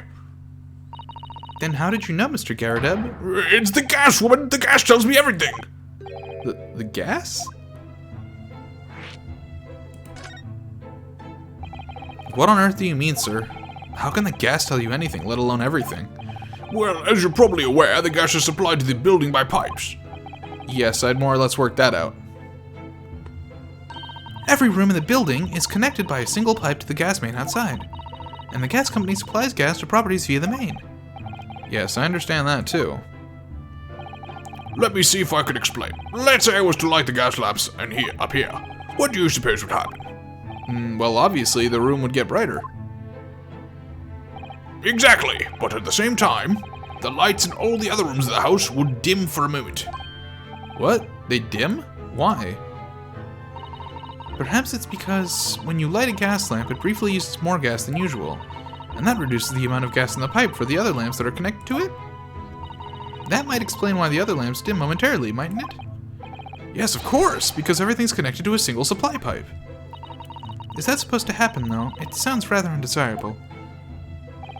Jolly good point. Fact is, the gas company's pipes in these parts are pretty hopeless, long worn out. Barely got any gas in them to start with. Opposite's also true, of course. Extinguish the lamps up here and they glow brighter in the rest of the house. Ah, right, I see. So by watching the flickering of the lamps in one's room, you can determine what's happening elsewhere. You've got it. Oh, of course, because when people come back home in the evening and before they go to sleep at night, what they're guaranteed to do is either light or put out their lamps and fires. Clever. In point of fact, the room on the ground floor and the one above it use slightly different amounts of gas. By watching the lights in here very closely, I can work out almost exactly what's going on in the whole house. Gosh, that's fascinating, Mr. Garrett. Absolutely fascinating. Yeah, well, nothing to it, really. And I can't see that it's going to help us with the case either. What I'd like to know is why Mr. Garrett is so interested in what his tenants are up to in the first place. I feel like there's more to that than idle curiosity. Well, we've done as much investigating here as we can, I think. Perhaps we ought to go to the prison and speak with Mr. Natsume again. Good idea. Don't we gotta go feed the cat?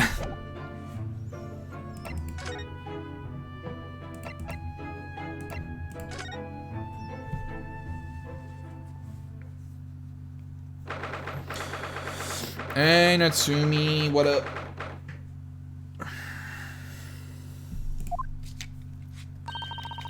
Look, Mr. Naruhodo.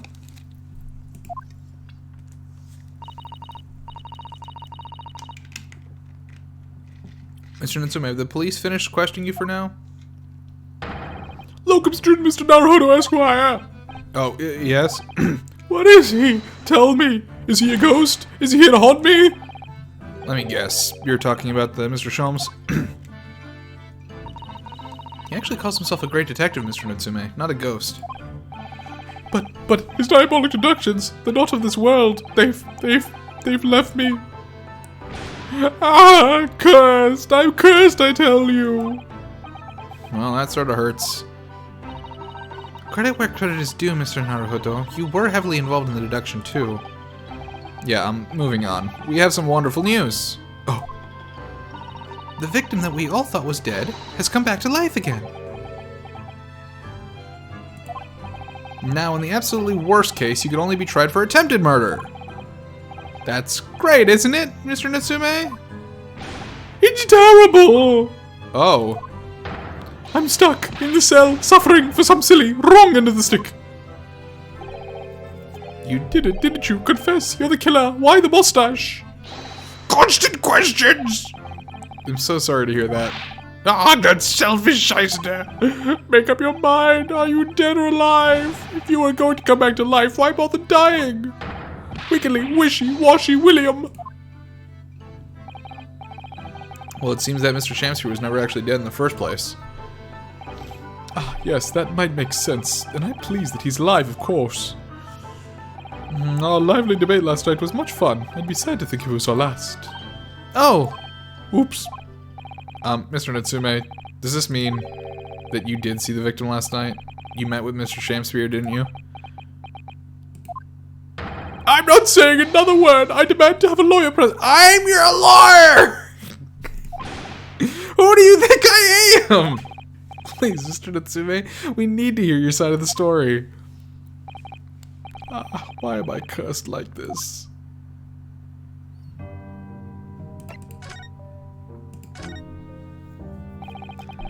Can you tell us exactly what happened in the night then, last night then, Mr. Natsume? There's nothing to tell, but Mr. Naruhodo Esquire, I'm eternally grateful to you for helping me with that accursed case yesterday. The case that saw poor Miss Green hospitalized after she ended up with a knife in her back. It's hard to believe that was only yesterday. After the trial was over, I trudged my weary way back to my lowly lodgings.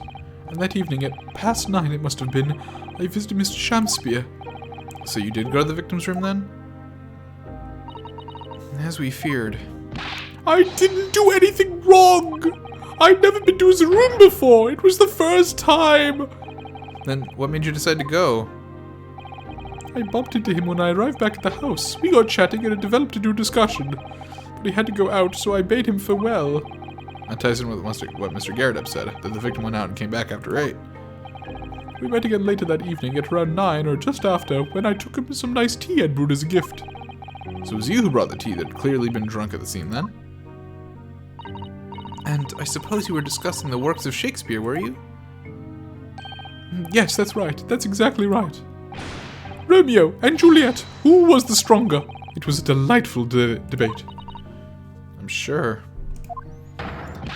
Such a stimulating subject, Shakespeare! And the debate became very heated, so you slipped poison into Mr. Shakespeare's tea? No, never, not at all. Team Juliet won, and that was me, and when I left his room, the flamboyant fellow was fighting fit, I swear it, categorically.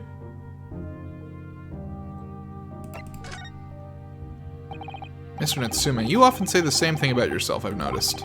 That you have a cursed existence. Me too, bro, me too. I'm sure I've mentioned this to you before, but I've been here in Great Britain for a year now, and in that time I've learned it's no place for me. It can be very trying to live in a foreign land and adapt to the ways of another culture. There are foreigners everywhere I look, and they all stare at me, they all laugh. Well, that might actually not be, you know, I'm all for the racism here. That's a bad way to phrase that. Please don't take that out of context. I totally get that there's racism here, but I think maybe people are laughing at you because you're just a fucking weirdo. That is why I've become a recluse, but even in my room I find no respite for my fears. I've moved more times than I can remember, and then, 1 week ago, I moved into Briar Road. But why? I mean, why did you choose that place? It doesn't seem very comfortable. Because the rent is cheap. I have so little money, it spoke to me. The rent? Obviously, there's a reason why it's cheap. Because the room is cursed. Cursed? Cursed how? The previous occupant, the man who lived there before I took the room, died there. Oh no. He was only a young man, but one morning he was found dead and no one could explain why. Surely no one would want to live in a room with a history like that. I didn't, when the letting agent recommended the place I wavered. But I want books, and books cost money. A horrible history is a small price to pay. When I realized it would mean I could buy more books, I signed the lease like lightning. Brave or blinkered? But after I moved in, I soon came to realize what I'd done. I realized how horrible that room's history really was. Gosh, was it really so awful?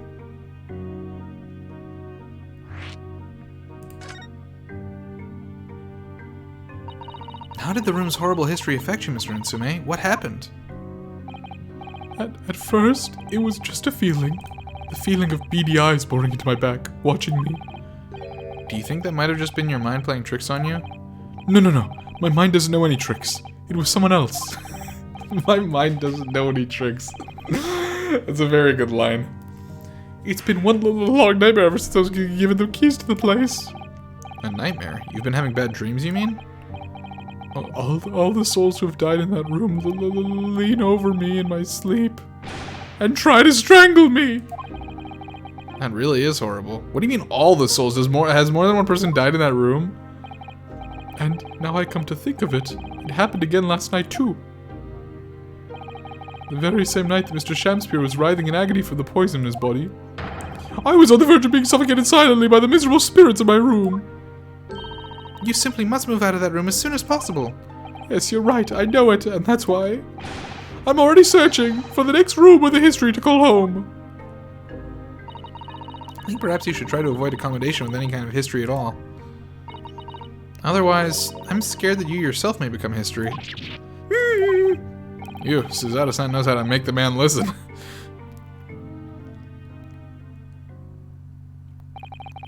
Of course. Mr. Lord of the Manor is worried about the chorus on my room as well. One man, multiple souls? I love that. You mean Mr. Garrett? It's fucking Legion. I can't believe Mr. Garrett is Legion. Or wait, no. That guy, this is not Mr. Garrett, it's the guy who died there. Yes, he keeps knowing that if people keep dying there, he'll never be able to rent it out again. Well, that's true. I, for one, wouldn't go near the place. Perhaps. That may explain why the landlord pays so much attention to the gas lamps and his tenants' movements. You mean because he's worried about their well-being? He does seem to have an unusually keen interest in the amount of gas in the pipes. There must be a reason why he keeps such close tabs on the occupants of his let rooms. What do you mean, he pays so much attention to the gas lamps? Oh dear, no, it's nothing to do with you, Mr. Natsume. Please, forget I said anything. Oh, now you're talking about me behind my back as well. What's important is that Mr. Shamspear isn't in fact dead at all.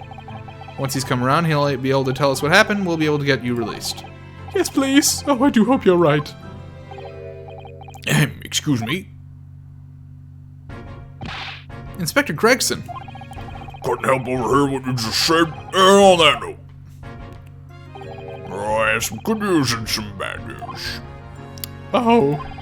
What do you want first? Always, every time, the bad news comes first. When hope is all you have, hold on to it. That's my guiding principle. Right. Well, in that case, the good news it is. Huh? Sorry, but it's just a lot easier to explain everything that way. Why'd you ask?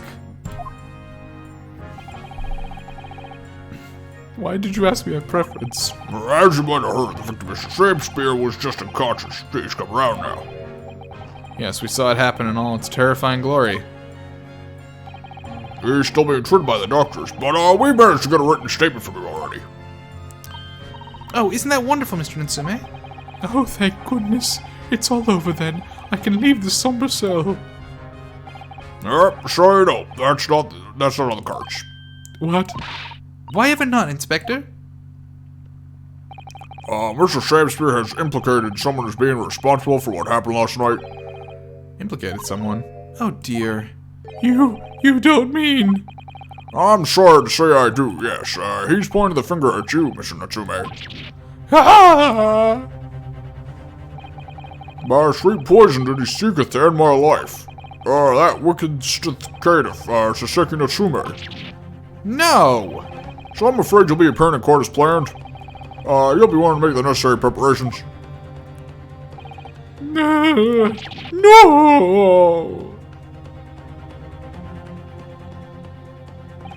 And so, once again, Saseki-san found himself having to take the dock in the Old Bailey.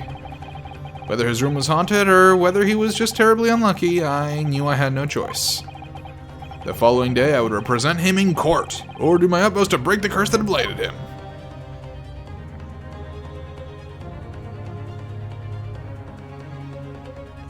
To be continued.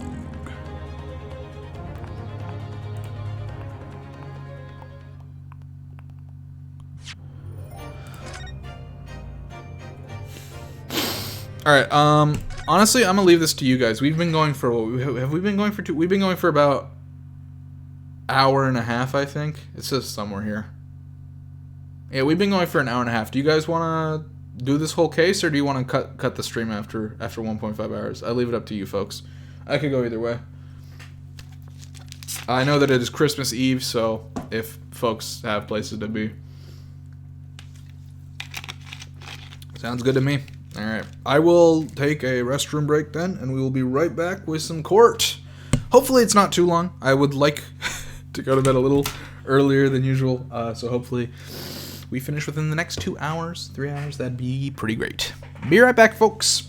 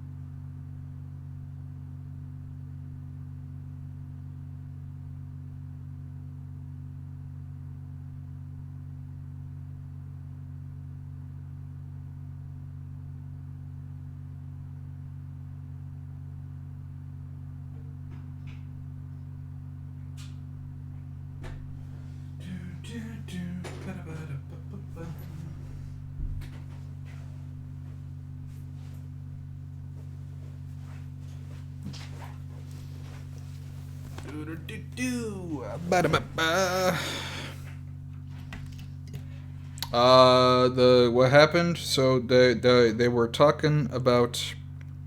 Soseki told us that him and Shamspear had tea the night before, and that they're having an argument about Shakespeare because they're fucking nerds. Then Gregson came back and he said, "Hey, what's his face woke up again, and he said you tried to kill him." And so now we are going to court.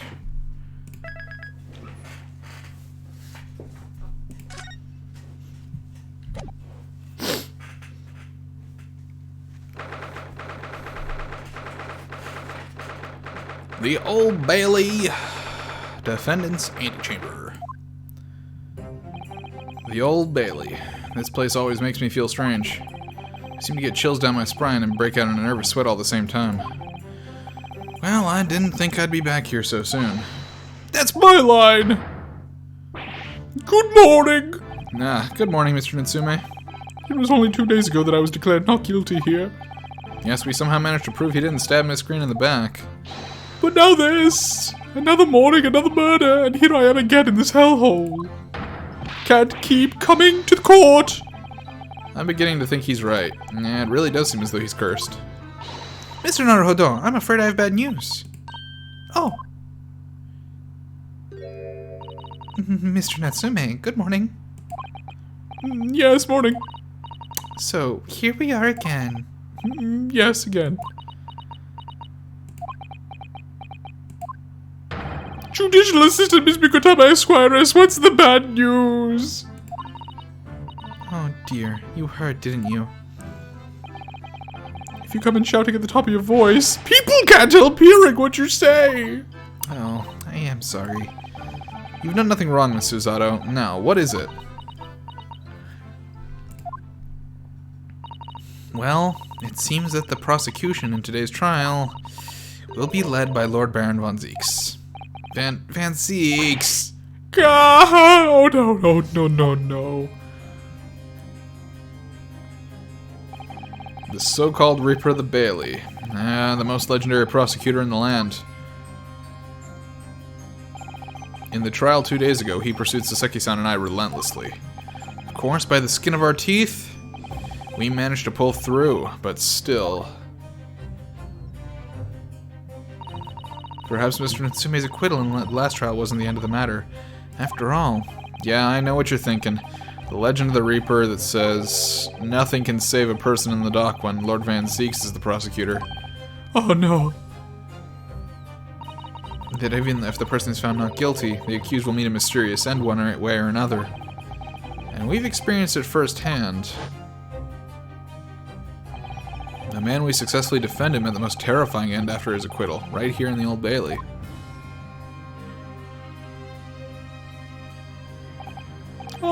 Do I have to put up with those ice-cold eyes boring into my soul again? Cursed by evil spirits and now by the Reaper! Pain of petrifying perils, potentially. Well, if it's potentially, at least you appear to have hope, Mr. Natsume. Locum student Mr. Naruhodo Esquire. Yes? I'm innocent! You have to believe me! You more than anyone now. Well, actually, the judge more than anyone now, actually. I'll be your steadfast ally every step of the way in this battle. I promise. And this promises to be a hard battle, I fear. Well, the trial is scheduled to begin shortly, so we should move to the courtroom. Let's go! Oh yes, I forgot to say, I'm afraid he won't be able to make it. Mr. Sholmes, I mean. That's probably for the best. Oh! If he were here, I might be tempted to rely on his help. And that could be seen as a weakness. If Lord Van Zieks were to notice, he'd prey on him mercilessly. At least that's my gut feeling. Mr. Naruhodo. You're right. Yes, you're so right. Oh, well said, locum student Mr. Naruhodo Esquire. Well said. I swear on the sword at my side and the spirit of Kazuma that it harbors. I'll show him what a Japanese lawyer can do. I'll set you free. With honor. Oh, yes.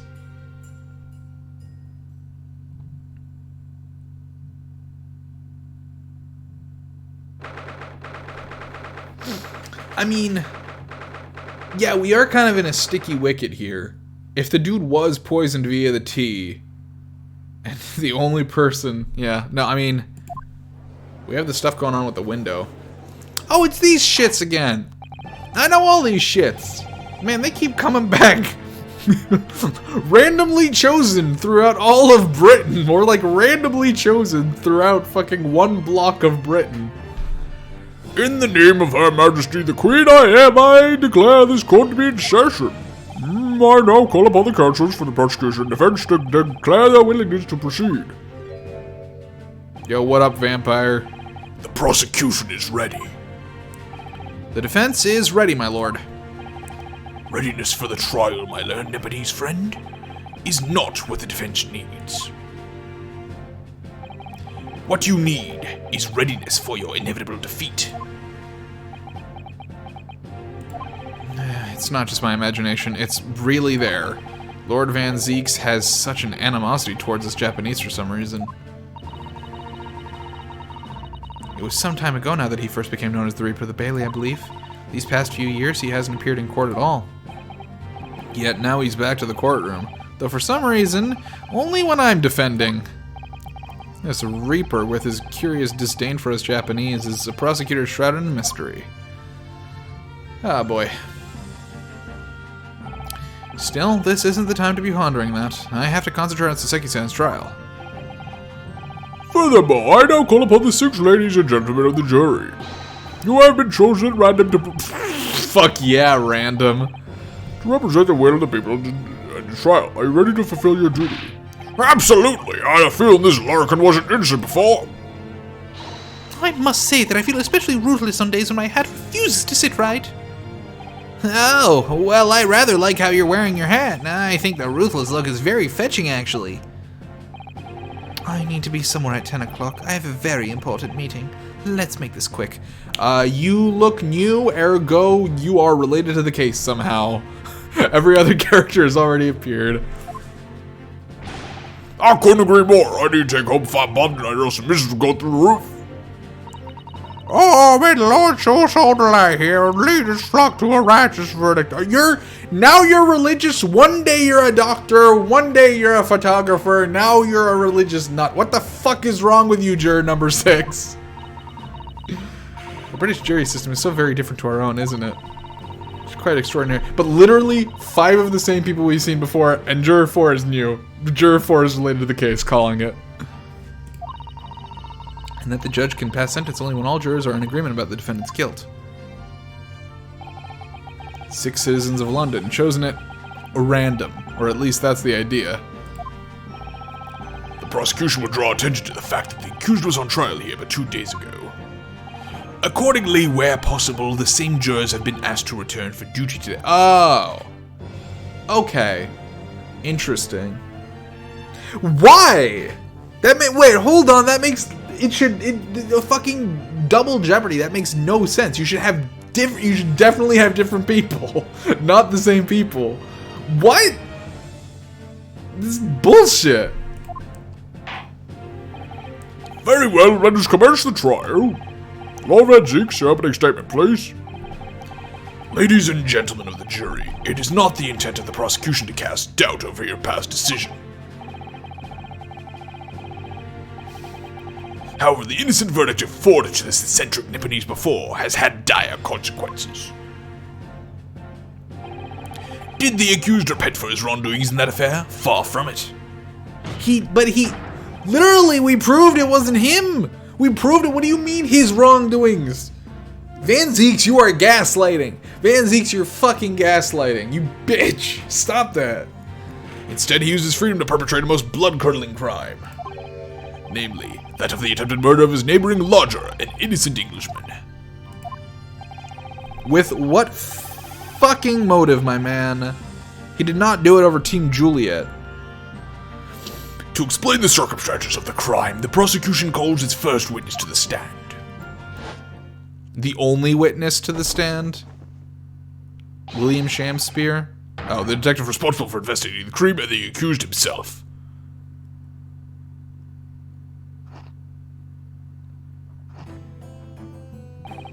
Witnesses, your names and occupations, please. Yes, sir. Tobias Gregson, Detective Inspector at Scotland Yard's Homicide Division. Soseki Natsume from the Empire of Japan. My government ordered me to come here as a student to study your language and culture. Mr. Natsume. Yes, my lord, sir. I'm quite sure I'm not mistaken. That you swore an oath never to set foot in my courtroom again. I remember it as if it were yesterday. It was yesterday. The day before, in fact, my lord, but close enough. Believe me, this is the last place I want to be. Inspector, let's hear from you first. Explain the case for the court. Right you are, sir. The incident occurred at the Gardem household, where the defendant has lodgings. In the ground floor room of the victim, Mr. William Shamspeare. The defendant has already admitted to visiting the victim on the night in question. Mr. Shamspeare collapsed in the room as a result of poisoning by strychnine. He was found the following morning where the landlord, suspecting something was wrong, broke down the door.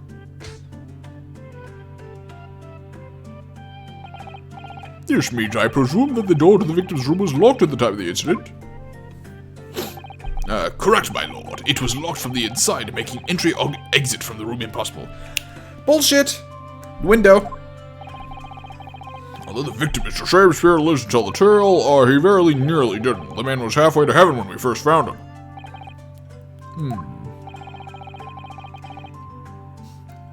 As the judge. The judge is Santa. True, dude. He should be out and about. What are you doing? We gotta get this innocent, we gotta get this not guilty verdict right now, so that Santa can go and do his shit and deliver his presents. As the first officer on the sea, my lord. Gregson is not eating. Oh my god, you're right. Gregson's, well, maybe he can't. Maybe he'll pull it out later. It's fine. A photographic print that I took the time to show how it looked.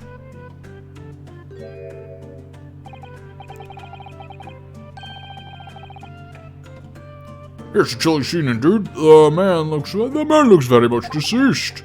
Oh. That's right. Everyone present believed that's exactly what it was.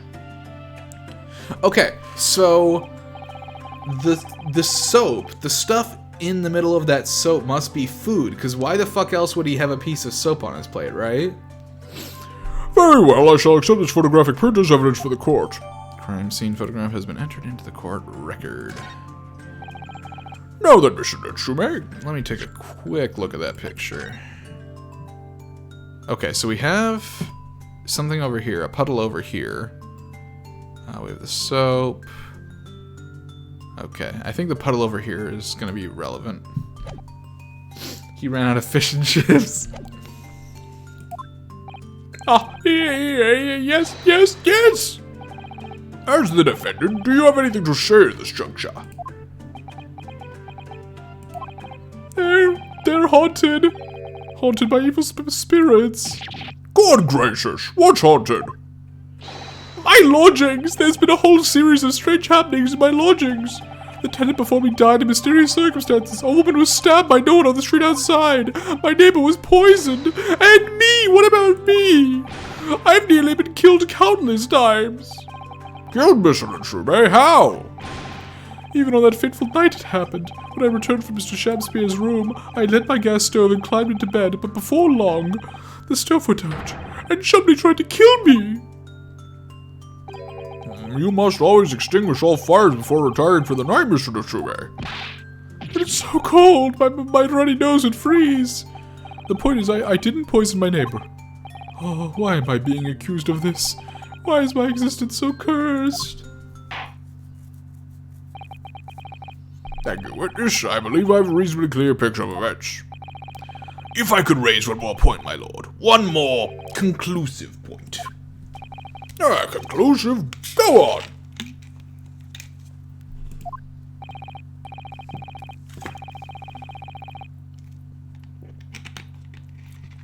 Fortunately, the victim, Mr. Shamspeare, had regained consciousness after the ordeal, and he has named the true culprit. The poison consumed by the victim was administered in a cup of tea that he drank on the night in question. Tea, my lord, that was brought to the victim's room by the accused. The accused? Good grief. Okay, I mean, definitely the fact that he had a fork in his hand, he ate something. Because you do not need a fork for fucking tea. Order, order! Yeah, that's the crux of this whole case. If Saseki-san is innocent, then why? Why has the victim accused him? Because he didn't... He wants to draw attention away from the fact that he was eating something, because he's fucking smuggling something in. Well, Mr. Natsume, what have you shared of this accusation?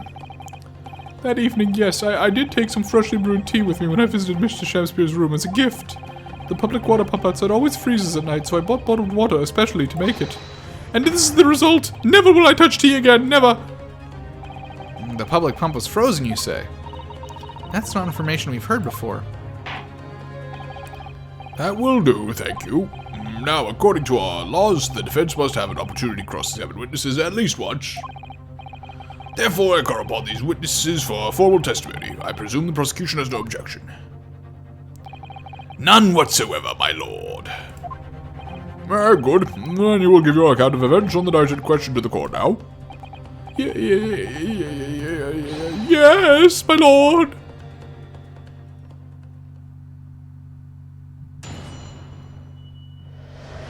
The catastrophic night. It was around 9 o'clock that evening when I visited my neighbor and I took some tea with me as a gift. We had a heated literary debate over a nice hot drink, after which I went back to my room at around 11. Ah, my tea was completely harmless. He couldn't have locked the door behind me otherwise, could he? Shrinking takes some time to have an effect on the body. People don't keel over immediately after taking it. Victim would have been perfectly able to lock the door after his guest left. The argument still stands. But 2 hours later, he didn't go to bed until 1 a.m. So he turned off the lights at 1 a.m., which means he was around for at least 2 more hours. See, it all seems relatively straightforward. Excuse me, but that testimony does raise one rather crucial point, I think. Mr. Natsume claims his tea to have been harmless. Presumably, though, the teacups have been examined for traces of poison, haven't they? Why didn't I think of that? Well, as it happens, no. We haven't been able to. There's the food. Did I hear you correctly, Inspector? Scotland Yard has failed to examine the suspect's substance. How could you have overlooked something so important? Isn't that the first thing you should have done? My learned Nipponese friend is falsely incensed. The inspector said Scotland Yard was unable to examine the tea, not that it was overlooked. Unable? Why? Because you fucking took the teacups, dipshit? Simple enough, there was none left, not a drop. Oh, or that. Someone must have been very thirsty indeed. With current scientific techniques, it's not possible to test for poison under such circumstances. Where do they use strychnine in Danganronpa? Well, they need a drop. That one drop does actually have to exist, funnily enough. The lack of examination notwithstanding, it appears nothing other than the tea passed the victim's lips on the night in question. Bullshit. I'm calling bullshit on that. I see. Thank you. The matter is clear. Cast your eyes over the jury, my learned friend. What? You can see it in their faces, I'm sure, the recognition of the accused's guilt. Your client's fate is all but sealed. In mere moments from now, you will lose, and your compatriot will be damned for all eternity. He's right. I can feel all 6 of the jurors looking daggers at me. But I can't let them beat me down. I won't. Counsel for the defense, proceed with your cross-examination.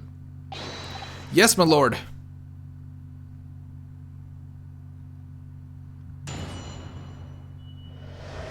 The catastrophic night. Around 9 o'clock that morning, I visited my neighbor, took some tea with me as a gift. Sure, why not? Were you and your neighbor good friends then? No, we weren't friends. Not at all, not at all. Never, ever. A simple no would have sufficed. Then, why did you decide to pay him a visit? You're asking Saseki? I think he's a fan of malt.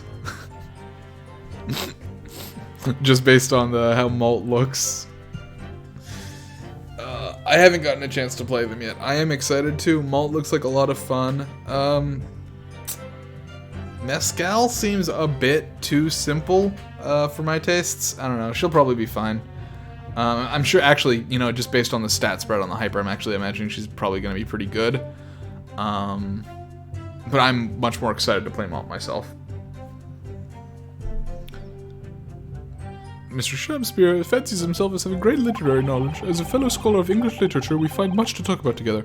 Unfortunately, I'm probably not going to have a chance to play in the next couple of days because I need to finish off the Hollow Knight video that I'm working on right now.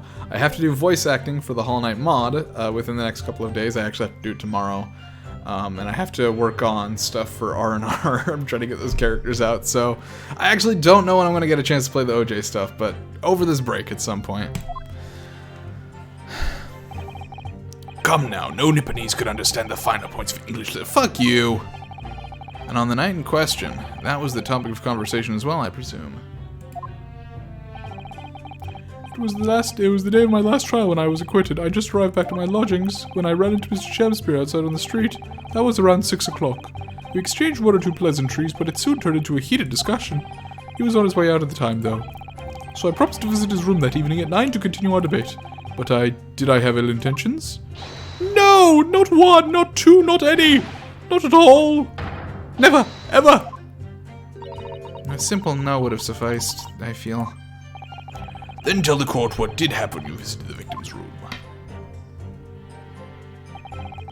Heated literary debate over a nice hot drink, after which I went back to our room around 11. A literary debate about Shakespeare's works, I think you said, didn't you? Shakespeare? Ah, very worthy topic of conversation, I must say. Oh yes, my lord. Romeo and Juliet. Who was stronger? It was a profoundly pleasurable parley. Romeo and Juliet. Who was stronger? I know I'm gonna regret asking this, but how did the debate go? Well, we both agreed that we would reach a conclusion more quickly with a reenactment. So we battled it out, in Greco-Roman style, naturally. What? You guys were naked? And Mr. Shakespeare had all sorts of costumes in his room for just such a contest. So when you say a reenactment, you mean you were actually in costume? He is Romeo, I is Juliet, and after a vigorous, wild... You guys fucked in Jesus Christ, these guys cosplayed fucked. I, as Juliet, came out on top. A victory I'll cherish forever. I dare not imagine the terrible scene of carnage. The fact remains that it was you who prepared the tea and took it to the victim. Correct? I boiled the water in my room and made a pot to take with me.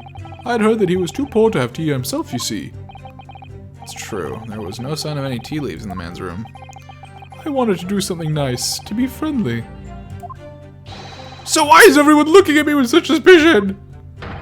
My tea was harmless, of course it was. And do you have any basis for that statement, witness? Ah, my tea was completely harmless. He couldn't have locked the door behind me otherwise, could he? Hold it! Yes, there was not a drop of tea left in the victim's room anywhere, was there? That's correct. Anyone would think the fellow had never had a pot of tea before. He must have licked it dry. Which is a pity, because one drop is all he would have needed to analyze it for poison. And you say that you returned home to your room at 11 o'clock, Mr. Natsume? Yes, definitely. By heaven or earth, I swear it. The landlord was able to verify that, as it happens. He confirmed that a defendant went back to his room at 11 that night. And how was the landlord able to attest this? He said it was the lamps, I believe. The lamps, Inspector? When tenants return to their rooms and start using gas, the lamps in other parts of the house flicker. Check his blood? What do you mean? No, the guy was poisoned. The question is, was it in the tea or not? And I'm saying it was in the thing in the middle of the soap. Yes, Mr. Garrett seems to pay a lot of attention to the comings and going of his tenants. There's only one key to Mr. Shakespeare's room. I know that for certain. So he must have locked the door himself from inside his room. The victim has confirmed that to be the case, yes. So I'm right. My tea was harmless, completely harmless. If you take poison, you die. Everyone knows that. It's not that simple, I'm afraid. What do you mean? Strychnine takes some time to have effect on the body. People don't kill over immediately after taking it. Hold it! How long does it take for symptoms to appear then? According to the coroner, I was speaking to her at the yard about 30 minutes after After the poison's consumed. Boom. That's the information we needed. 30 minutes. Did not die at 11:30. Then the victim suffers violent convulsions, tremor, and stiffness, and eventually dies from asphyxiation. So there's a 30-minute interval between when the poison is ingested and the onset is... Wait, 30 minutes? He's supposed to leave the house at 5 a.m., and at 5:30 they kick down his door. 30 minutes, huh? Interesting. Seem to be a lot of different types of poison in the world, that's for sure. Oh dear, death by poisoning again. It's always so awful. 30 minutes is a long time. Certainly long enough for the victim to have locked the door behind the accused after he left. You can't deny that, and it further degrades Saseki-san's alibi. I have the medical report for the doctor who examined the victim here, my lord.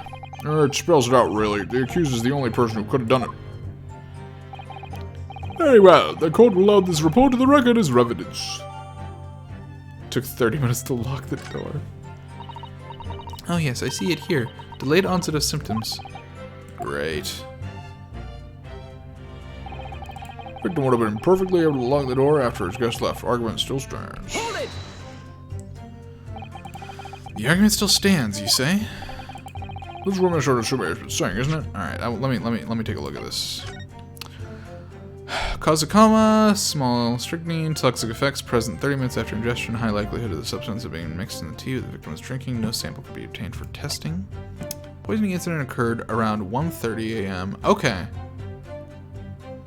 1:30 a.m. I mean, yeah, that's... Pair of them drank tea together that night, so there's poison in it. The victim wouldn't have been able to lock the door after the accused left later on. Exactly, me and the tea are innocent, sweet and innocent, I tell you. I'm afraid, sir, that doesn't follow. You see, strychnine is a slow-acting poison. In other words, it takes time for symptoms to appear. So you could have left the room up to 30 minutes after the victim drank the tea. And as long as you did that, Mr. Shamspeare could have locked the door after you'd gone. But no! We drank the tea straight away! The battle over whether Romeo and Juliet was stronger, that came after the tea! Do you have any evidence to support that statement? In my great homeland, the Empire of Japan, we have a saying. Drink tea while it's hot! Sure, a proverb will satisfy the prosecution. I'm afraid there's no conclusive proof to support the defendant's assertion. On the contrary, there are sufficient grounds to infer his guilt in the matter. No. That's the extent of their testimony, is it? If I could voice a personal opinion, Mr. Naruhodo. Of course, go ahead. Mr. Natsume is arguing for his innocence so adamantly and so persistently, yet Inspector Gregson just brushes what he says aside. It's really quite infuriating. I agree. So we need to find an inconsistency in what the inspector is saying, I think. I'm afraid so. As things stand, the jurors are sure to find Mr. Natsume guilty. As I see it, what we need to focus on is the poison and the tea. Let's listen carefully to this testimony again. Yep. Easy enough. Alright, here we go. Strychnine takes some time, people don't queue up, that's fine. Okay, so here's what we present on. Objection! The argument still stands, you say? I think not, Inspector. Come again? I think you'll find that you've overlooked a very significant chronological inconsistency here. Alright, so just to double check, where did it say that? It said that in investigator conclusions. Because I'm sure they're going to ask me which part of the medical report. Chrono, what? What are you on about? According to this report, the victim must have consumed the poison at around 1:30 in the morning. And yet, the defendant, Mr. Natsume, left the victim's room at 11. Ah! Oh, they didn't actually make me do that. Nice. Yes, that's right. There's more than 2 hours of missing time there. In other words, if there was poison in the tea that Mr. Natsume brought to the victim's room, how could the victim have fallen ill to it 2.5 full hours after the defendant left? Ah! The same animation. The defense's argument is entirely reasonable. How do you respond, Lord Van Zeeks? Start wasting some more fucking wine, why don't you?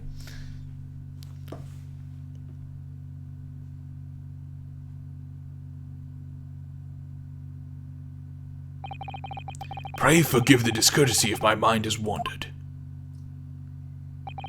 I was considering what cuisine would best complement the contents of my hallowed chalice this luncheon. How could it have happened, you ask? Dude, drink the fucking wine! I do hate to shatter illusions, but my Nipponese friend appears to be chasing a phantom idea. A phantom? Spooky! Is it so hard to imagine that the victim drank his tea after the accused had left? For example, at the time stated in the medical report. Yes, at around 1:30. Objection! Would have been cold as shit by then. Mr. Natsume brought the tea with him to drink together with his neighbor. And in Japan, there's a well-known saying. Drink tea while it's hot. Objection! And in my country, there is an even more apt saying. There is nothing more refreshing than cold tea. What? Who the fuck says that? The point is, if there was such a long gap, there may be other ways to explain how the victim came to be poisoned. Other possibilities. What sort of possibilities, Counsel? Well, for example, the man could have had another visitor. Another visitor? That's a very bold assertion, my learned friend, from someone who has nothing to substantiate it. Or the victim could have taken the poison of his own volition.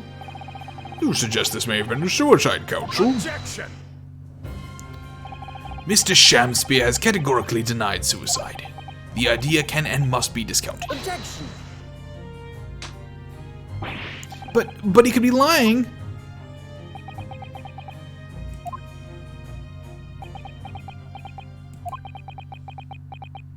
Yeah, that's not gonna fly, Ryunosuke. Is something wrong, Lord Van Zeeks? I was listening to the sound of the carriage pulling up outside the courtroom. Pray forgive the discourtesy. Carriage? What carriage? It would seem that the key player in this case has just arrived.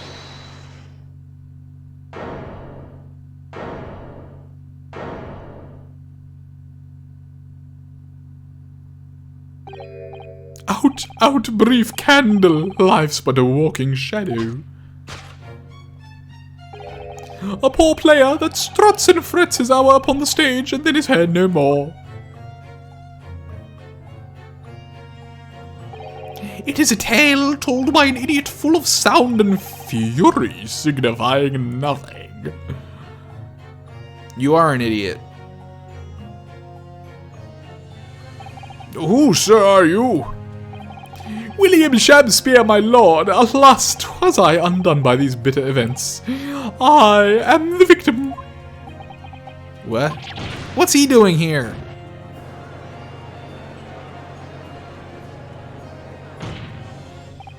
The prosecution seeks to call this gentleman to the stand. With his testimony, my learned friend's futile resistance will be utterly crushed. You're calling him as a witness? Very well, counsel, I grant your request with interest. I'm curious to discover what the court shall hear from the victim himself.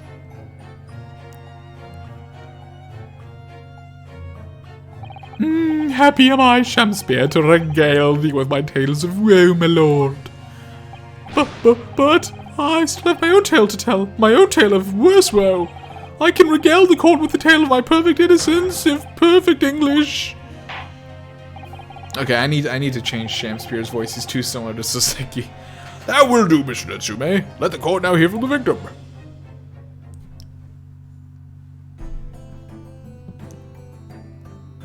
Oh, this dude's here. Alright, so that's Mr. Shakespeare. But who's that other man beside him? Yes, I feel sure we've got a glimpse of that man before. State your names and occupations for the court, please, witnesses. A writer of words so sweet they do scent the breeze, an inventor of ideas so profound they compose the earth. The unrivaled poet, the unmatched scribe, William Shakespeare. With a great bard to be recalled to life anew, lo, what a magnificent man! Good fellows, I am he who ponders such a miracle, William Shakespeare. Name is Mitterman, Adrian B. Mitterman. I work at the Atlamont Gas Company East End branch office. Oh, I remember now. It was yesterday on the Briar Road. Oh, yes, she's right. It's him. Oh, what's this? Adron B. A drone B. It's because he's yellow and he has like a little bumblebee backpack. He's a drone B. Looking at the Saseki Sen's lodgings. Is something wrong, Mr. Naruhodo? Excuse me, can we have a word? You fucking dipped out of there.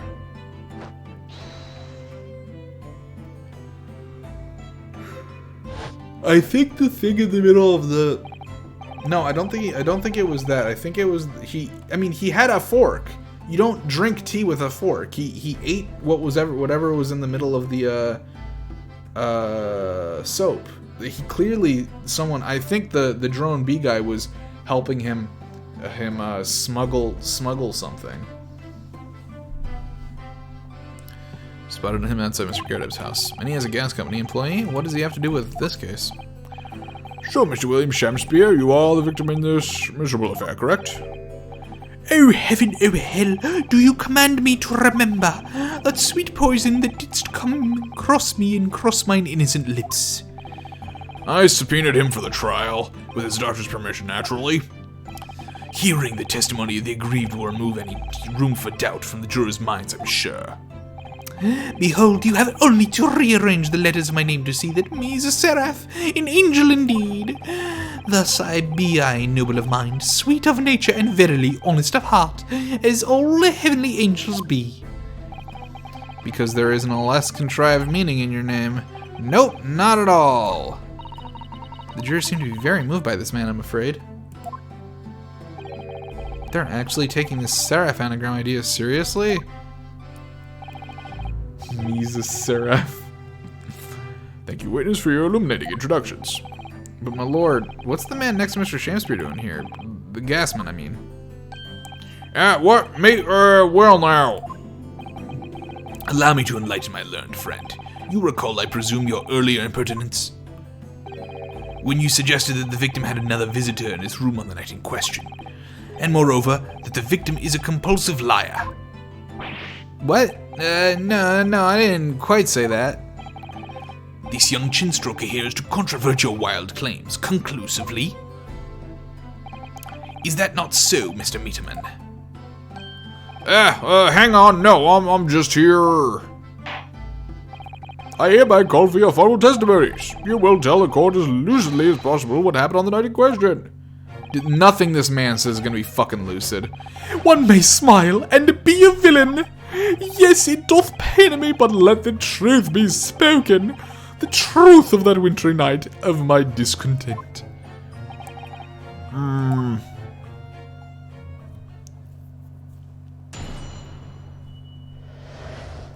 The wintry night of my discontent. The snow lay about. My neighbour did cometh in the evening, bearing a gift of tea. But merry bitter was his drink, and when he left, I did fall prostrate on my table. 'Twas the tea alone did pass my lips that late hour, naught else. I was outside this bloke's window in the freezing cold all night, keeping an eye on his room. Why? No one else visited his room but that short little round back eastern fella. Wait, what did you say? You were keeping an eye on Mr. Shakespeare's room all night? Well, that's right. Of course, the bloke's window's all but blocked up, isn't it? But there's a little gap in the bricks where you can see into the room. So I spent all night trying to keep my teeth from chattering as I peered in through that. Why? Well now, that's because he's on my list. What a piece of work is a man. Wherefore wouldst thou not stare in wonderment? What are you talking about? This buzzing busybody hath not a part in this play. I pray thee, pay him no heed. Make no more ado about his tedious words. What'd you say about me? Calm yourself. This court is concerned with what happened on the night in question, nothing more. Indeed, that is so. And, as the testimony we have just heard clearly reveals, there was no one other than the accused present at the time who could have carried out this crime. Those Meter Man was right there. Well, I believe this may be the final testimony of the trial. I sincerely doubt it, sir. Now, counsel, the defense may proceed with the cross-examination. Yes, my lord.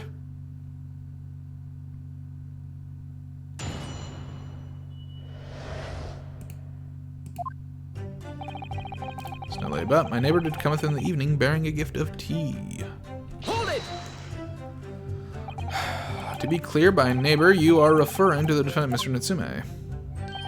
Oh, indeed, sire. Perchance wouldst thou I call him the man from upstairs? And at what time did the mustache Nipponese visit your room? Our meeting was promised for the hour of 9, and lo, did he come to tender a gift of fragrant tea. Details which are in accordance with the defendant's own testimony, yes. And we were broiled in such a literary debate as historically hath not seen before. By which I presume he means their discussion about who is stronger, Romeo or Juliet? I, Shakespeare, did play the part of young Romeo, whilst my neighbour did play the fair Juliet, each of us dressed as thou would our characters be, to bring weight upon our merry experiment. I dare not imagine the scene. Frailty, thy name is woman. Canst thou imagine how dismayed I was? Yes, I had heard of the eastern art of jujitsu, but... Nah, did I dream 'twould be a skill practiced by the comely maiden. Juliet beat Romeo up? This is not helping our case. I believe the court has heard enough about your earth-shattering literary debate. Perhaps you could reiterate your statement about the tea that the accused brought to your room? My liege, I am thy servant. Gladly I would do thy bidding. But marry, bitter was his drink, and when he lifted, I did fall prostrate on my table. Hold it! Let me stop you there. Mr. Natsume left your room at 11 o'clock, but it wasn't until after 2 that the poison made you collapse. That amounts to more than 3 hours of missing time.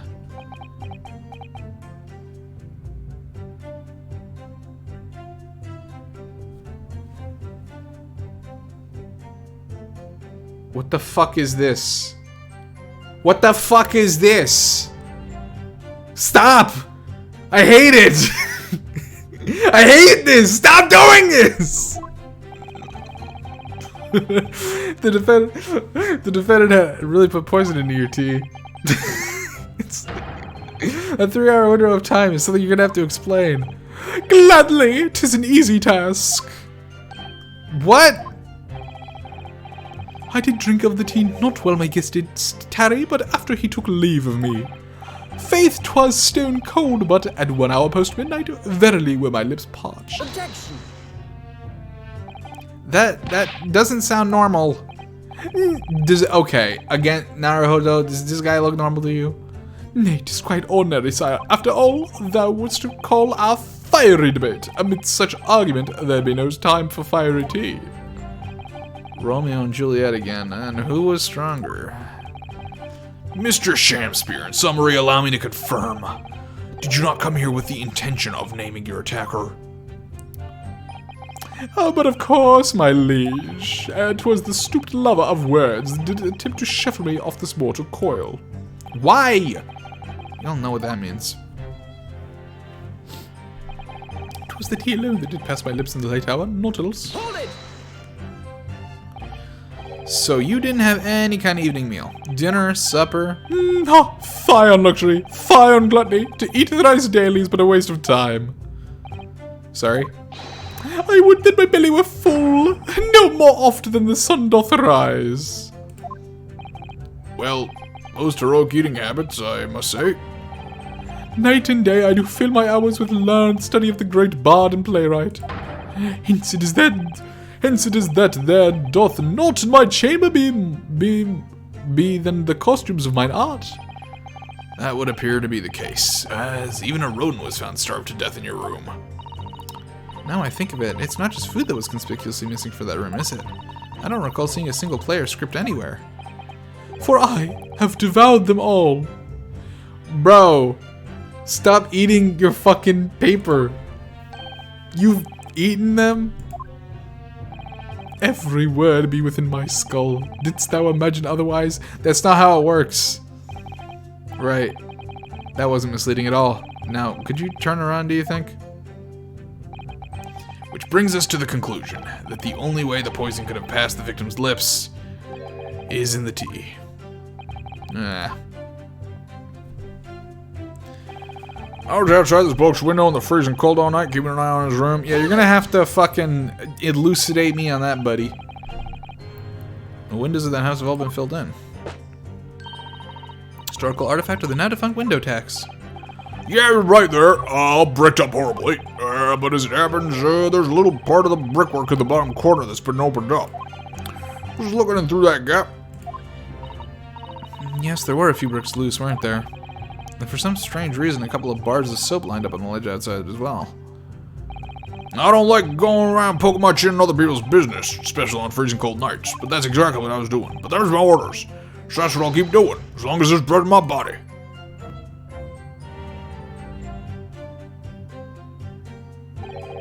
What's with all the theatricals today?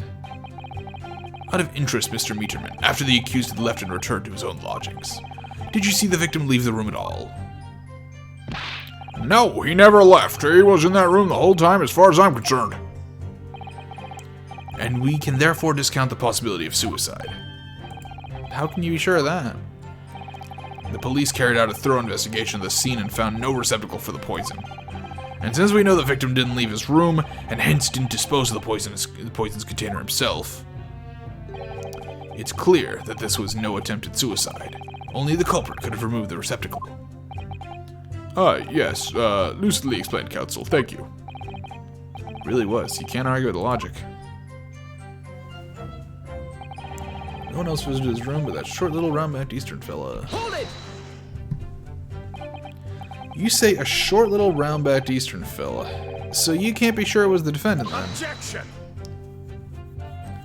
Okay, Naruhodo, there are not that many short little round-backed Nipponese with a mustache fellas. Well, of course, it's only a narrow gap and it was quite dark, so I didn't notice the mustache. But he showed up around 9, so I'm pretty sure of it myself. Oh, so you saw them cosplay fucking. And when that person you saw arrived, did he and Mr. Shamsbury drink tea together? Nah, sorry, I couldn't say. Why not? Because I couldn't see into the room all that well, could I? But what I did see was the silhouette of that little roundback fellow wearing a pretty dress. When the pair of them started some kind of wrestling match, I tell you, I didn't know what to make of it. I suppose. That was the Romeo and Juliet championship battle getting underway. Mr. Meterman, allow me to confirm one final time. Apart from the accused, can you state with certainty that no one else visited the victim on the night in question? No question. Gasman's honor.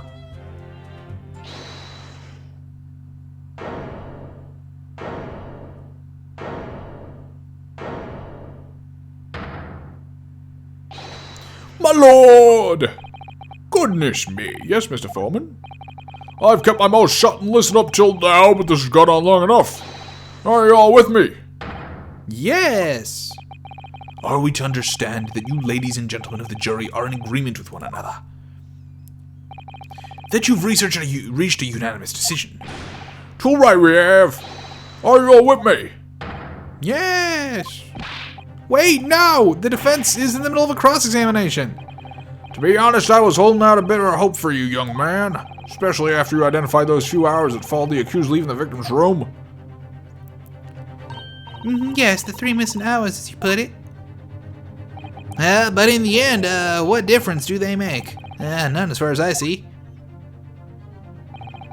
And since that's now apparent, there's really no reason to delay our decision any longer. Like I was saying before, don't take 5 bob home with me tonight, the missus will blow her top. What's that? Sorry, I didn't quite catch what you said.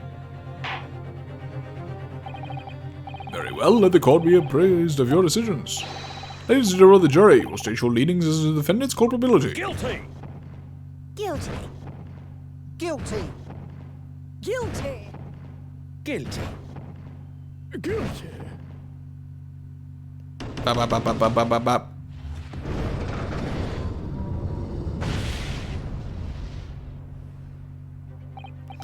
All of you. It would appear that the jury is indeed unanimous. Please fucking at least take a sip of this one, Van Zeeks.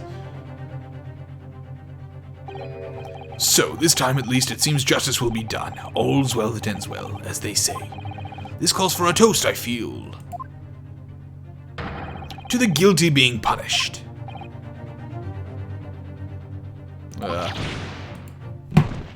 Yeah, no shit. No shit, there's a systemic problem. Fucking half of them don't even have a good reason. Get it, Mr. Naruhodo, please. The trial isn't over yet. What do you mean, Mr. Zato? We gotta use the thing! Gotta use the thing! I don't remember what it's called. It's the trial and trial tribulations. The jury information go against the summation examination. Thank you. That's right, we don't have a jury in Japanese courts, of course. But here in a British court of law, if we can reverse the decisions of the majority of the jurors, we can force the trial to continue. This trial can end now. Whatever it takes, I just can't let that happen. The defense moves to invoke its right to a summation examination, my lord. Please take a fucking sip. Why am I not surprised at my learned Nipponese friend's inability to admit defeat? You choose to cling desperately to some archaic rule you barely comprehend instead of accepting the truth. Certainly no other defense counsel in recent times has exercised the right to a summation examination. Because they all know that once the jury's mind is set, it cannot be altered. And yet it has, multiple times. Nevertheless, the right remains and must be upheld. The defense counsel request is granted. This court will proceed with the summation examination as outlined in the Encyclopedia of British Law. Thank you, my lord. Are you and your fellows prepared, Mr. Foreman? Believe me, my lord, we know all about this young lad's tenacity. And we're ready for it. No amount of facts and logic will sway us. We want to go home. In that case, ladies and gentlemen of the jury, I hereby call upon each of you to state the grounds upon which you find the defendant guilty of the crime for which he stands accused. Judicial findings. The victim may not be well off, but he's a noble man and straight up. There's no reason to doubt the man. Well, I do declare the good gentleman has no reason to lie. In fact, I think he's rather splendid. Just look at the accused by comparison. He's Japanese, stoops all the while, and has a mustache. Very fishy. There's no evidence to suggest the gangling actor is a fraudsman, for now at least. I really don't care. I just need this trial to end quickly. 3 hours of mission time is nothing when you reach my age, you know. Nothing at all. You guys are surprised by the racism? This isn't the first time. I knew it. Every single one of them seems completely convinced. And for fucking zero good reasons. I've come to the conclusion that Mr. Shamspeare is a fine, upstanding, and honest citizen. If you ask me, they've all been bewitched by his strange theatrical movements. Fucking, who's entranced by that shit? Old man's just gonna tank the poison for 3 hours. But here he goes. Oh my lord. Pleaded with the jury on Saseki Sen's half before and it worked, so you never know. Before we begin, it might be an idea for me to remind you of exactly how summation examination works, Mr. Naruhodo. Well, you're still very new to British law after all. That's true, I suppose. And Saseki Sen's fate is entirely in my hands now, too. There's always a chance I might have forgotten some crucial detail. Perhaps I should hear Suzato-san out. I wonder, should I let her talk me through it again, or not bother? No need! Thank you for the kind offer, Mr. Zato, but I've been through plenty of these summation examinations already now. I think it's important that we don't delay the start any longer than necessary. Of course, I understand, and I'm quite sure you're right. If you're confused by anything at any point, you can turn to me for advice whenever you like. I'll be here for you. I'm gonna miss her in case 3 when she's not here anymore. The key to this is really listening carefully to each juror's statement. Finding 2 that are contradictory and pitting the corresponding jurors against each other. Without further ado, please, counsel, proceed with the summation examination.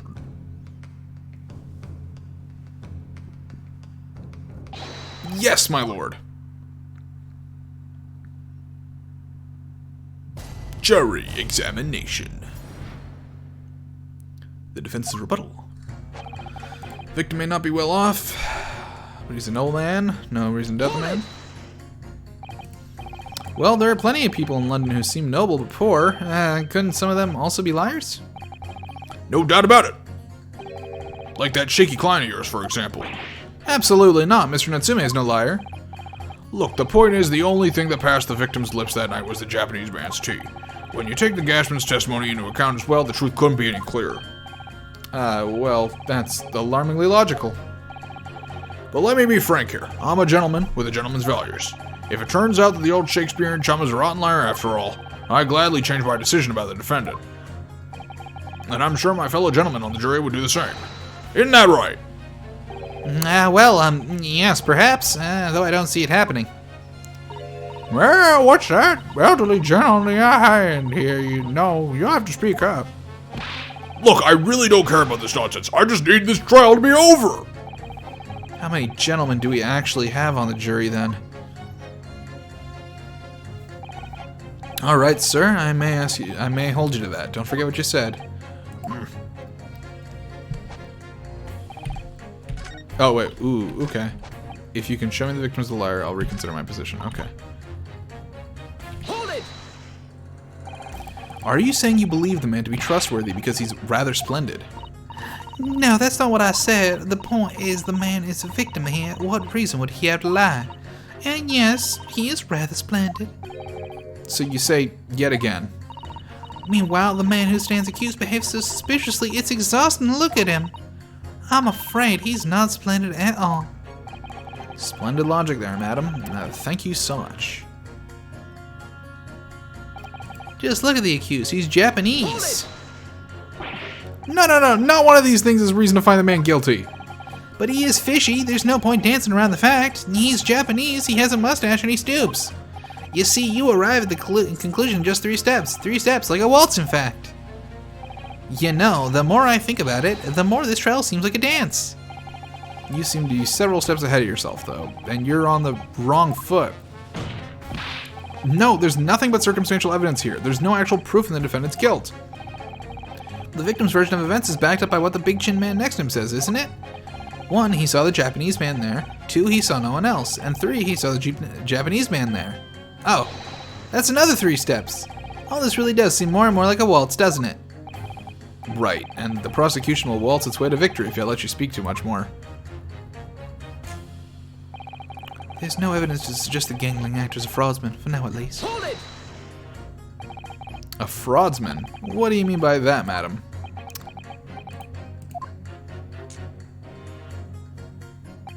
It really is a most tiresome problem for the company, most irritating. We can be absolutely certain that a customer is stealing from us, but without any hard evidence, we can't even threaten to take action for fear of being sued.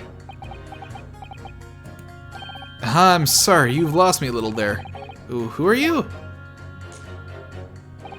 I'm the wife of Augustus Altamont, owner of the Altamont Gas Company.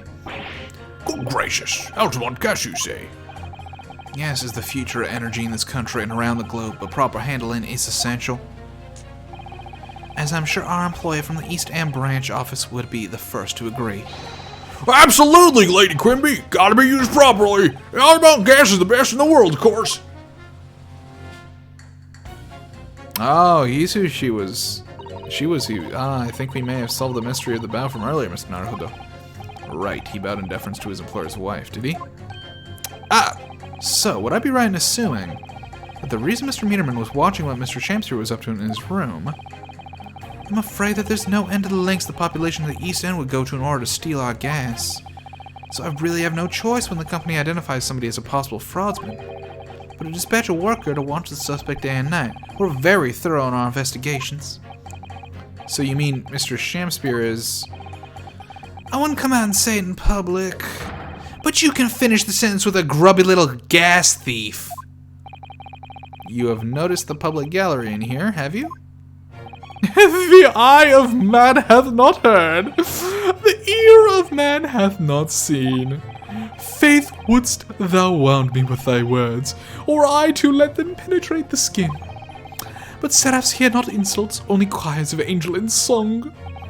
We may not have evidence yet, but my workers won't stop buzzing around you till they find it. And when they do, you'll find yourself blasted back to your angelic heights in the Altamount gas explosion. So Mr. Shamspeare's been stealing gas. I wonder, juror number 4, if you wouldn't mind adding that information to your statement. My pleasure. Was it a bit about ripping that thief apart you enjoyed?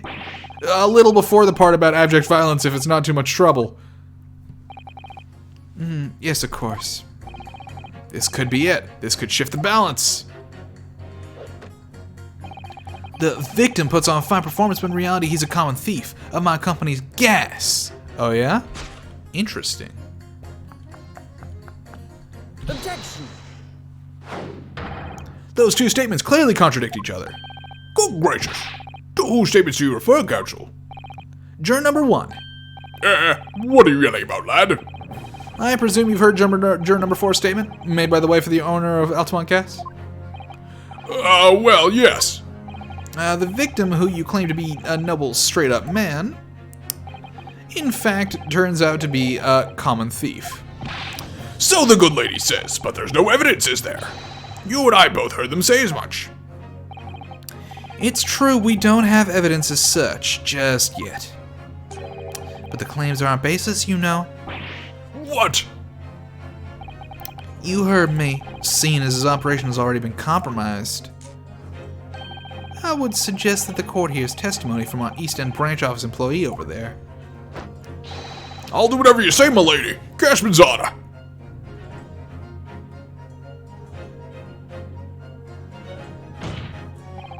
Juror number 1, you say you're a man of your word.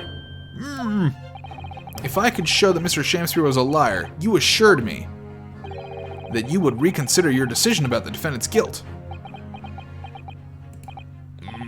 Yes, I did say that. And as a man of honor, I'll hold to it. I'm sure the other gentlemen of the jury will. Me? Oh, well, yeah. Now that we found out the man's a liar, perhaps we ought to consider the matter further. Well, if I'm perfectly honest, I haven't heard half of what you've all been saying. So if this means you'll recap a few points, that would shut me down in the crowd. Oh no, I'm not having any part of this. I want this trial over and done with. In that case, I shall change my leaning. So, Mr. William Shamspeare, if that is your real name, we of the jury demand to know exactly what kind of a man you really are. Bop, bop, bop, bop. Let's go! Let's go! Oh. That's 4 jurors. 4 of not guilty. Yes, Mr. Naruhodo? Victory!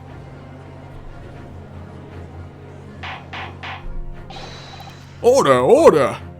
Well, this is quite extraordinary, I must say. As a result of the defense's submission examination, the jury's leaning has changed. Now only 2 jurors say guilty, whilst 4 say not guilty. I therefore declare this court to be in a state of disaccord. And order the trial to continue.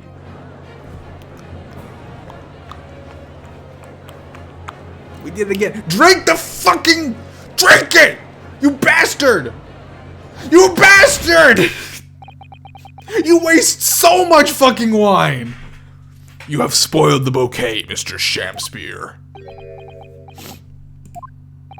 The ladies and gentlemen of the jury now find they are unable to trust you, the victim. But you gods will give us some faults to make us men. So God mend me, I do swear. This gasman speaketh that which concerns him most, not but gas, not but thin air. Aye, it burneth bright a while, but it hath no substance, and it doth reek foul. Aye, what'd you say? Do I take it, Mr. Shamspeare, that you deny the allegations of gas thievery? Most heartily, my lord, hast thou forgot? I am as a seraph an angel, noble of mind, sweet of nature, and verily, honest of heart. Ah, you flowery-mouthed pompous beanpole! Just because I haven't got the evidence yet! Mr. Shamspeare, If, in fact, you are not noble of mind, sweet of nature, or honest of heart, if you are a liar, then your testimony should have no sway in this courtroom. It is my considered opinion that at the present time no other possible culprit of this crime has been identified. All testimony heard by the court thus far heavily implicates the defendant. In short, it would not be unreasonable at this stage for me to rule on the case. Oh no. However, in light of the fact that the jury has expressed concern about the fidelity of this witness, I believe it would be inappropriate for this court not to pursue the point further. Objection! I assure you, my lord, that would be a waste of the court's time. The gas in this case are unrelated. Juror number 4. Yes. Didn't you say before that although you had no hard evidence to prove this man had not been stealing gas, you have strong grounds for suspecting him? That's right, we do. Don't we, worker? Absolutely, Lady Quimby. Gasman's honor. Very well, then. We will hear your testimony now. You will tell the court precisely why you believe the victim, Mr. William Shakespeare, has been stealing gas. Yes, my lord, it'd be my pleasure. On the avant God's name, I swear. If I may, my lord. Go ahead, madam. This worker's testimony may have a significant bearing on the good name of my husband's company. Therefore, I should like to take the stand alongside him in a supervisory role, if you wouldn't mind. Wahoo! Oh yeah, sweetest honey! Yeah! Very well. As an exception, I shall honor your request. Also, did I fucking call it or what? She is related to the case. I'm brilliant. Thank you, my lord. You wait till the boss gives you an earful. Oh, it's gonna sting you, mark my words. So you will both testify before the court on the subject of the illegal consumption of the Ultimate Gas Company's fuel. Yes, is that clear, my good man? You clear as ultimate gas, my lady. Which is the clearest way in the world. Should gas be clear?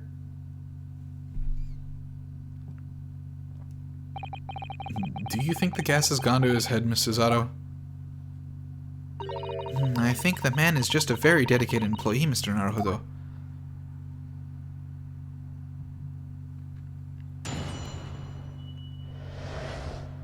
The Ultimate Gas Company's investigation. I'm proud to be the company East End branch investigator and meter money collection agent. All gas meters except through penny bits. Each call giving customers about 2 hours of golden gas. And yet the meter in Mr. Shakespeare's room didn't have a single coin in it. The meter doesn't appear to have been tampered with, though, and the collection agent has the only key. Somehow he's using all the flaming glass he wants without paying a penny. If that's not thieving, what is? That's pretty good evidence. Thank you, finally, for fucking drinking some of it, Van Zeeks. Jesus Christ.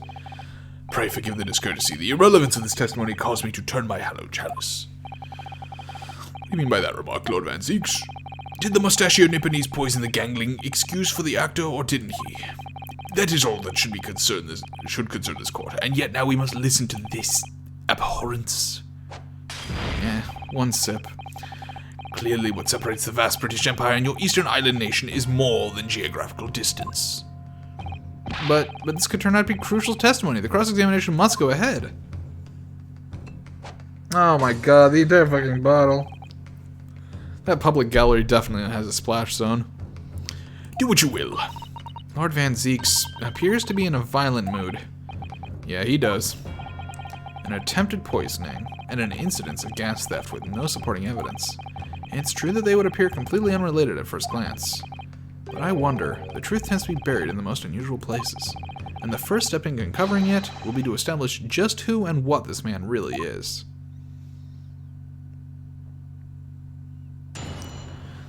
Cross-examination. I'm proud to be company's East End branch investigator and meter money collection agent. So does that mean you enter people's houses in order to empty their gas meters? That I do. After trying to catch people when they're in. But then I ask permission to come inside and do my business. Does that mean you've been in Mr. Natsume's room before as well as that of Mr. Shakespeare? Well now, interesting you should bring that up, because I couldn't believe how little money was in his meter. I mean, how Param survived this winter is beyond me, it really is. Knowing Mr. Natsumi, he probably spends all his gas money on books. And then when he's finished reading them, he probably burns them for warmth. Well, kindly reiterate your statement about the gas meters themselves, Mr. Biederman. Not much to say, really, but as you wish. On most gas company meters is set through punning bits, each coin giving the customers about 2 hours towards gas. So all London's houses that have a gas supply are fitted with these gas meters, are they? They're the latest model, the height of technology, developed by our company, Altamont Gas. And anyone who uses our gas will have one of these meters in the property, yes. So if a 3-pence coin gives 2 hours of gas, most people use about 3 coins in a night? A bit more than that, usually, if they have both gas lights and a gas stove, that is. Thinking about it, Saseki-san doesn't have a fireplace in that room of his, does he? Some people still choose to use candles, of course, and only have gas for heating. Ah, yes, I do remember seeing candles in Mr. Mitsumi's room, actually. And how does the money in the meter get back to you at the gas company? Every 3 days, gasmen like me visit the properties on gas supply and empty the meters of coins. I must say, the design and manufacture of the new meter cost the company an awful lot of money. But happily, it did put a stop to people not paying the dues for the most part. Because they have to pay in advance, you mean? Yes, exactly right. And yet the meter in Mr. Shamspeare's room didn't have a single coin in it. Out of interest, how long has this been going on? Weeks and weeks. He's been pinching gas off us for ages. And you've examined the meter in Mr. Shamspeare's room, I take it? Naturally. We took it off the wall and went over it with a fine-tooth comb. And found nothing suspicious at all, I presume. No, I'm afraid we didn't. Which is exactly why I demanded a new type of meter be produced. One with an indestructible lock. The Shamspeare Special! That sounds like it would have cost an awful lot, 3-penny pieces. But even after all that, the rascal's meter was still empty. I'll never forget the humiliation. When I opened up the money box and found a bear. You what? I said, you what? And the look on his face, that smile is. I pulled the meter straight off the wall and took it back to the office. But you know what? Nothing! Not a trace of being jammed open anywhere. Not a single sign. What's happening to my salary as a result? Down by 3 shillings a day, that's what? A life-threatening situation in a number of ways. Incidentally, what became of that meter? None became of it. I still got it. Oh. Right here. No wonder they call you Meter Man. I think it would be prudent for the court to sequester this item while the trial is ongoing. Interesting. Definitely.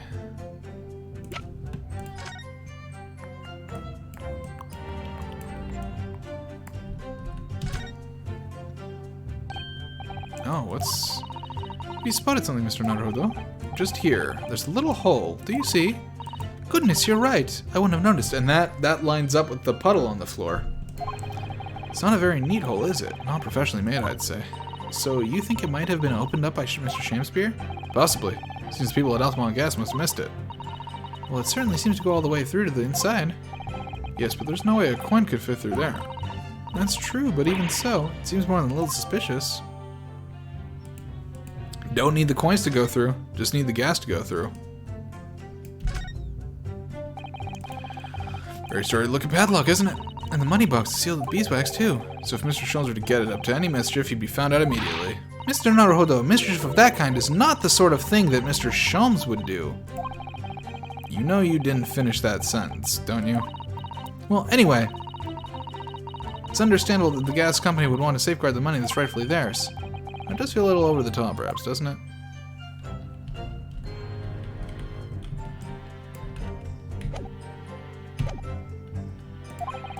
Although at first glance, there doesn't appear to be anything unusual about it. Let's move this along, shall we? Continue with your testimony. Though I would say it is as much value as the contents of that meter. Oof. Meter doesn't appear to have been tampered with, though at the collection agent is the only key. I'd like to present something, actually. I like to present that it does have something tampered with it. Lady Altamont, I'm afraid to say that this meter clearly does show signs of having tampered with. What? I'm expecting some money for this because I just did your job for you. Go away! I've been over and over that thing. I'm telling you, there's nothing wrong with it.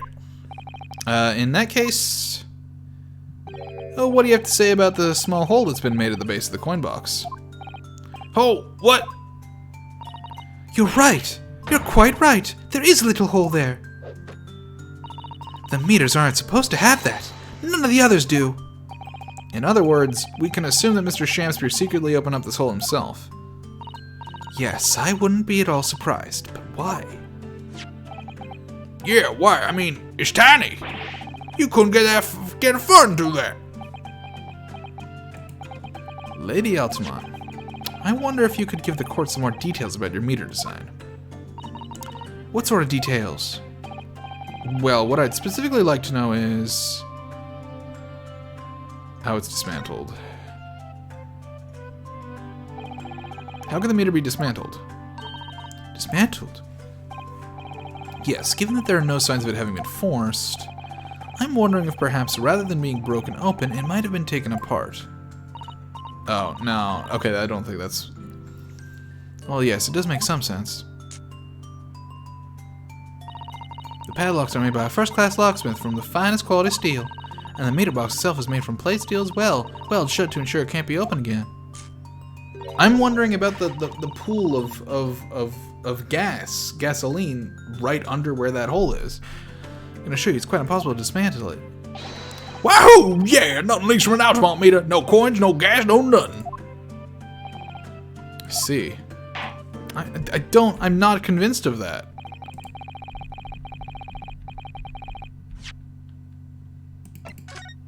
There's definitely gas right under it. Like, it definitely leaks. As you wish, my lord. All joints on the meter are welded shut, and the lock is made from solid steel. There's no way to dismantle it. Somehow he's using all the flaming gas he wants without paying a penny. If that's not even what it is. Okay, well, let's press on this. Hold it! Has anyone ever tried? Oh yeah, they tried, but they all given up before long. After all, if they actually broke the meter, the company would be able to take legal action. Yes, that makes sense. What do you think, Mr. Naruhodo? Is it the welded steel construction significant? Or perhaps there is some other aspect of the meter's construction that we should be focusing on? Yes, you may be right. Perhaps I should try a different tack here. Like asking about how the meter differentiates coins, for example. Yeah. How does the meter tell the difference between different coins? What do you mean? Well, for example, if someone were to put in a 1 penny coin, that wouldn't work presumably, would it? No, of course not. So, well, how does the meter know that the coin that's been fed is a threepenny bit? I see what you're getting at now. The meter tells coins apart by their shape and size, which includes the thickness. A threepenny bit is about 3/4 of an inch in diameter. You see, other coins just won't fit. I see. It's clearly been very well thought out. A witness will amend a formal testimony with that information in case it is pertinent. As you wish, my lord. Meter is designed for coins the exact diameter and thickness of a threepenny bit. Nothing else will fit. Okay, let's press this and see what happens. I know they've been using gas though. Well now, since I started investigating this bloke, I've been to his room more than a few times. Bye, Post. Enjoy your Christmas. On every single occasion, his lamps have been blazing and his stove pounding. It's been a little winter and he still turns to me, sweat dripping down his cheeks and says, "Get thee to a nunnery." Hamlet, indeed. Ah, Rainbow's neck. Get all hot under the collar, but still. Every time I open that flaming meter, it's empty.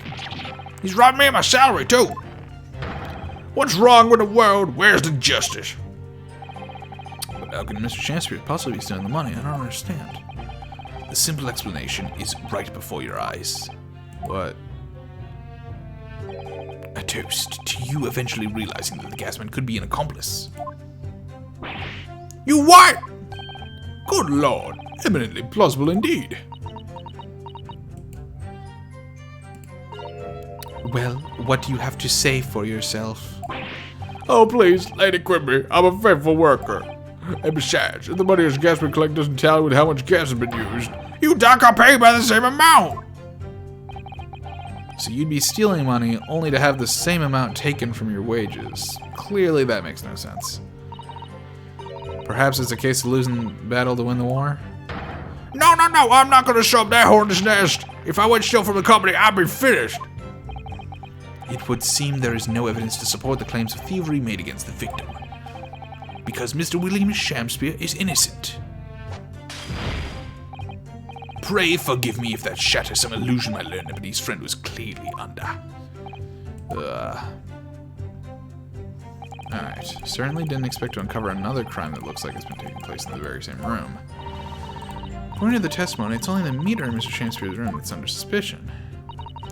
It does seem as though perhaps it has nothing to do with the incident involving Mr. Natsume. I know, it does seem that way. The fact is, since I've been practicing law in England, I feel like I've encountered this at least once already.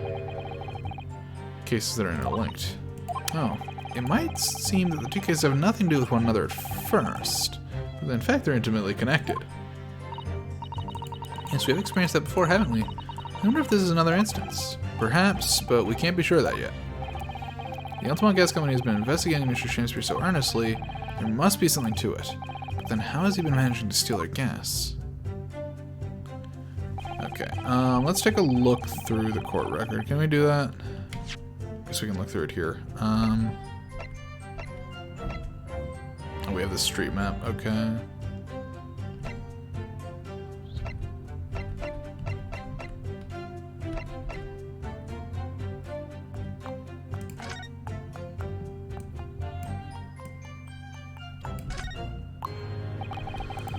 This envelope didn't bother with the letter opener or scissors, did they? Yes, whoever opened it was clearly someone with an unrefined temperament. And judging from the angle of the rip here, the person in question must have been right-handed. Miss Susato! I think perhaps someone's been reading too much of the Adventures of Herlock Sholmes. You can never read too much of it, Mr. Naruhodo. Never!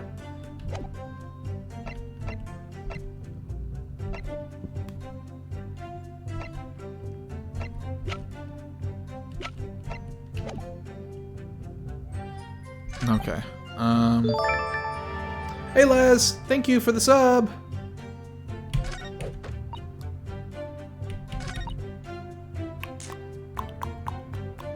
Hold it! Gonna double back on that. Conversely, then, it would seem that anything matching a 3-pence coin, exactly in terms of diameter and thickness. Mercurius, don't thank me yet. Why not? You've already subbed. You've already given me your hard-earned money. I've already stolen all of your money. It's mine now. That's why. So I can thank you. So fuck you. I will thank you all I want. Well, yes, in a way. The weight comes into it to a certain extent as well. We thought that through anyway. If I find any fake coin inside the coin box when I empty the meter, the contract says the customer has to pay 100 times the amount they diddled as a fine. We live for moments like that as gasmen do. Live for them. Would seem the gas company has thought of everything. Wahoo! Hurrah for gas! Hurrah for cash! Altamont all the way! That's quite enough of that. Remind me, how big are 3 penny bits? About 3/4 of an inch across. What do you think, Mr. Naruhodo? Is this 2-centimeter measurement significant? Or perhaps there's some other aspect of the meter's construction that we should be focusing on? Yes, you may be right. Perhaps I should try a different tack here. I'm asking about whether the meter can be dismantled, for example. Yeah. I think we're going to switch and we're going to show the picture off.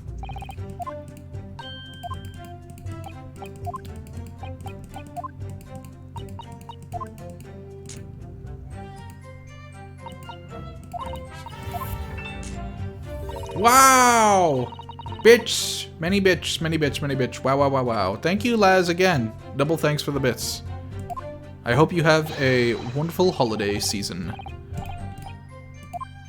Okay, so he is talking about leaks. So we are saying here that Is that 30 bucks? I actually have no fucking idea how much a bit is. If that is $30 of bits, wow, holy shit, Laz.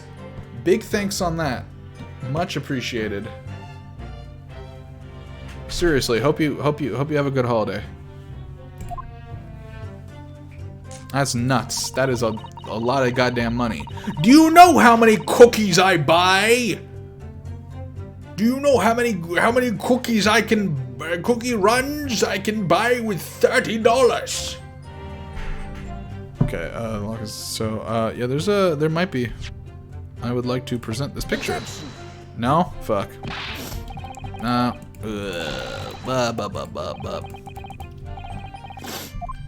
God damn it.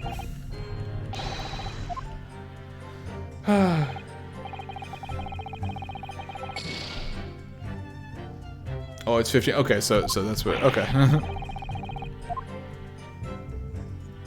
I mean, regardless, obviously, thanks. That's still huge. Okay. In that case, yeah. Let me save here just in case. Do.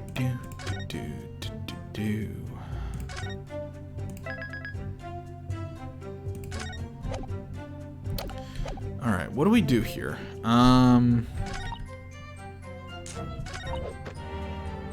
Have we pressed this? Out of interest, how long is this going on? Yeah, okay, we read this. Okay, let's look at the court record.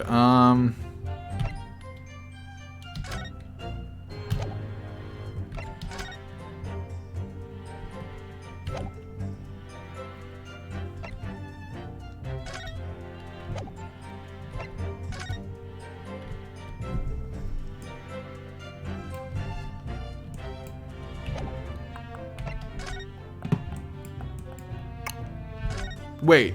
Look at this bar of soap. There's a circular depression on this side, about 2 centimeters across.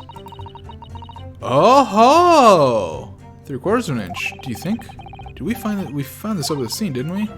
Yes, there were 2 bars on that little ledge just outside the window. So we took this one. But I'm sure that when we first found it, there was some sort of reddish medallion in the middle there. I remember it clearly. Yes, but there's no sign of it now. Where could it have gone? Did it melt?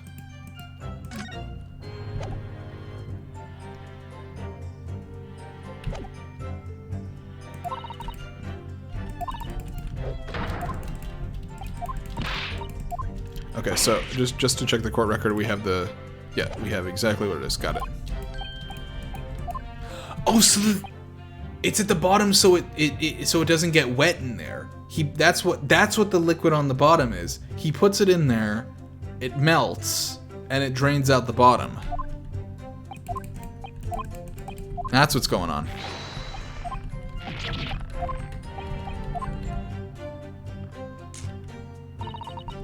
Okay, yes, definitely press on this. Switch tax, please.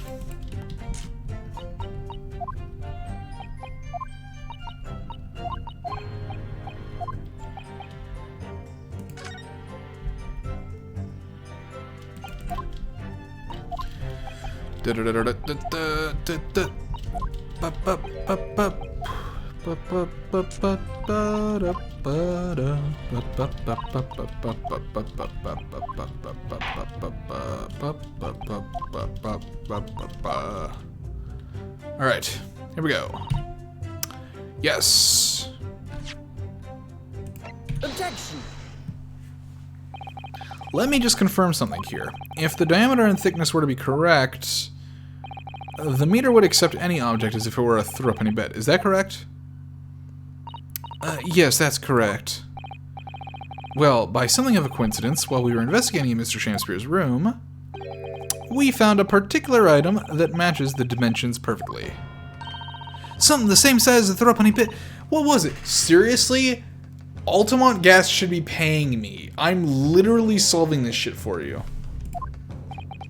The item in question is this. What? Have you been in ale and gas? That's a bar of soap. It certainly looks nothing like a threepenny bit, I must say. It looks like I'm gonna have to point out exactly what I mean here. What's so important about the soap is this part here. There's that. Ah, fuck. I was supposed to.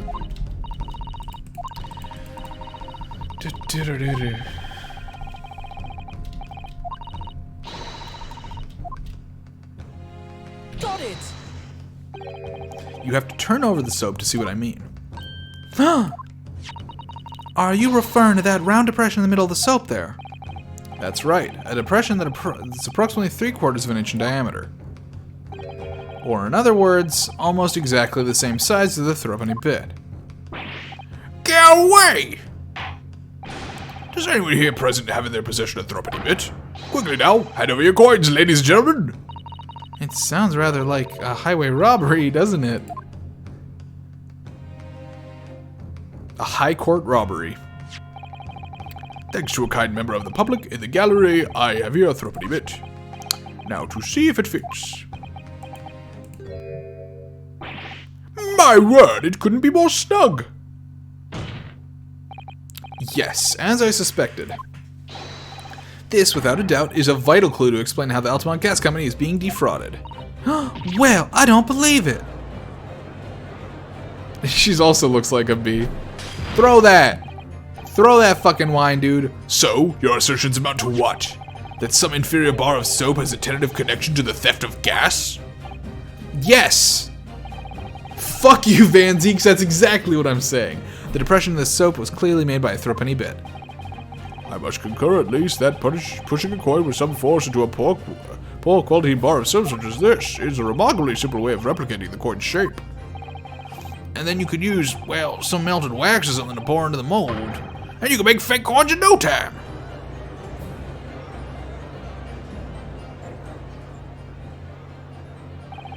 This brings all the pieces of the puzzle together. It's the method Mr. Shamspeare has been using to steal the gas. That's the missing link. And now if I follow the chain of thought, it's going to bring me to a new explanation for what happened that nobody's considered yet. But this is all nonsense. If a man had been making fake coins, my worker would have found them when he emptied the meter. Not quite. Quite true, Lady Altamont, in the absence of some black magic that could make them disappear. Oh, I've got just that. I see. That's what we're dealing with, is it?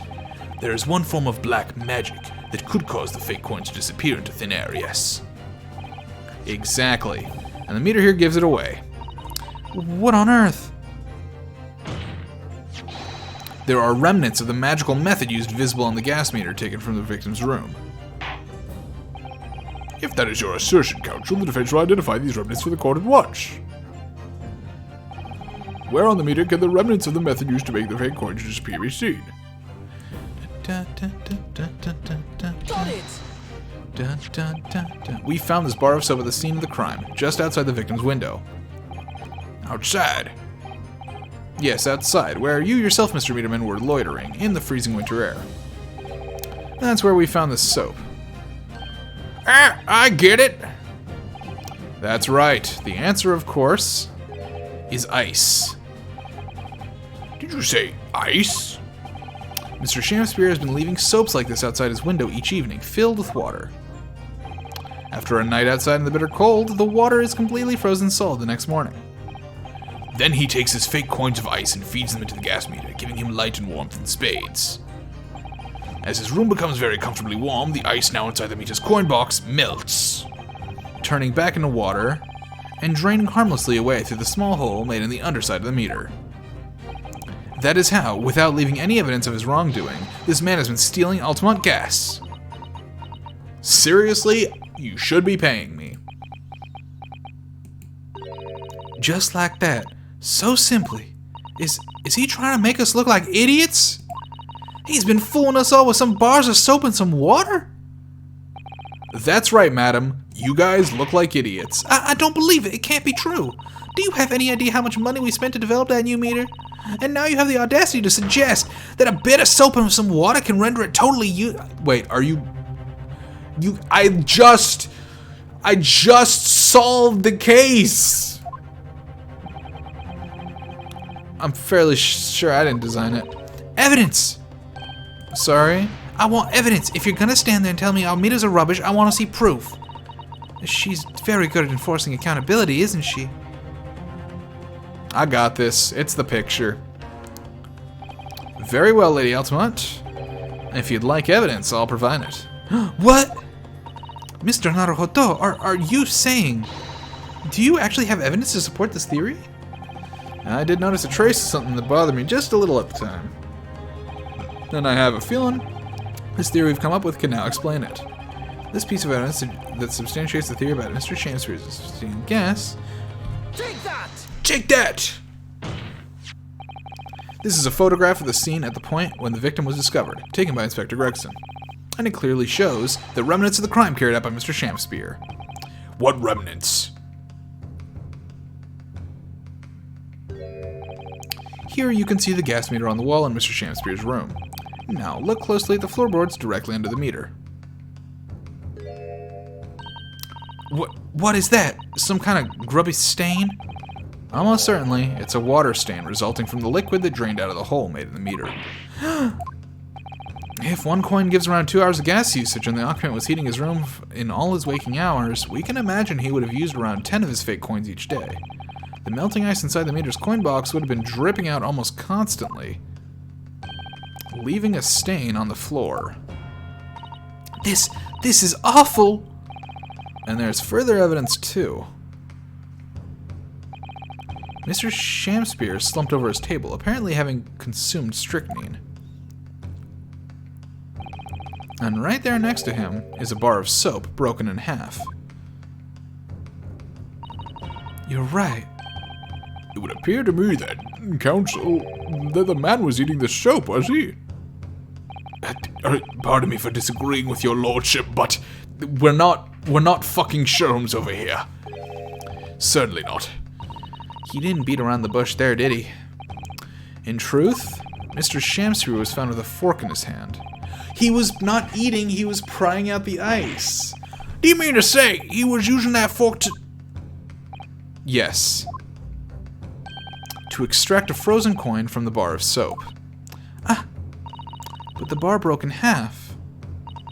So perhaps it didn't go very well. Good gracious.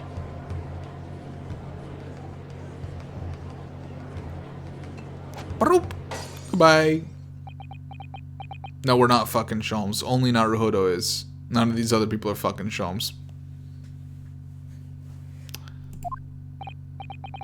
Lord Van Zeeks.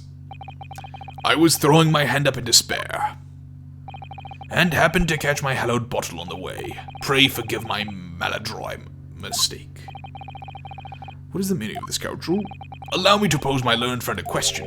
What exactly did you establish with your most recent cross-examination? Well, that the witness can't be trusted.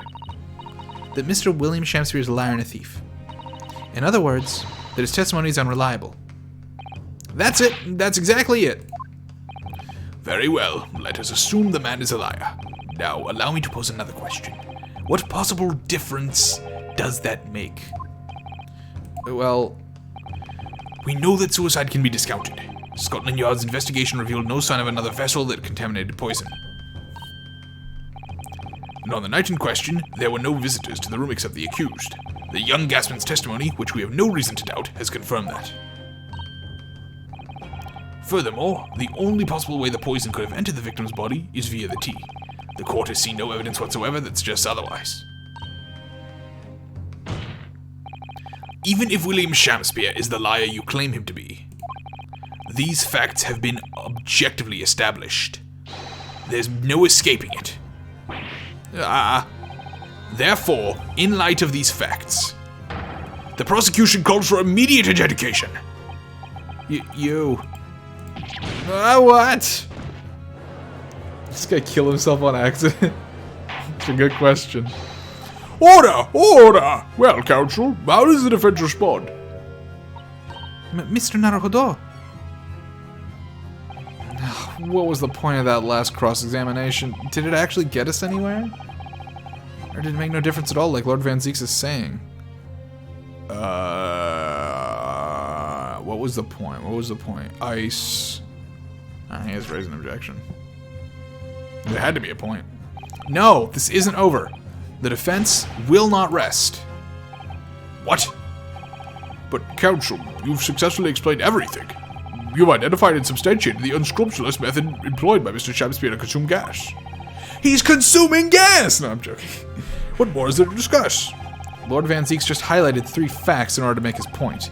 But contrary to what he would have the court believe, not all of them have been objectively established at all. What are you trying to say, my Nipponese friend?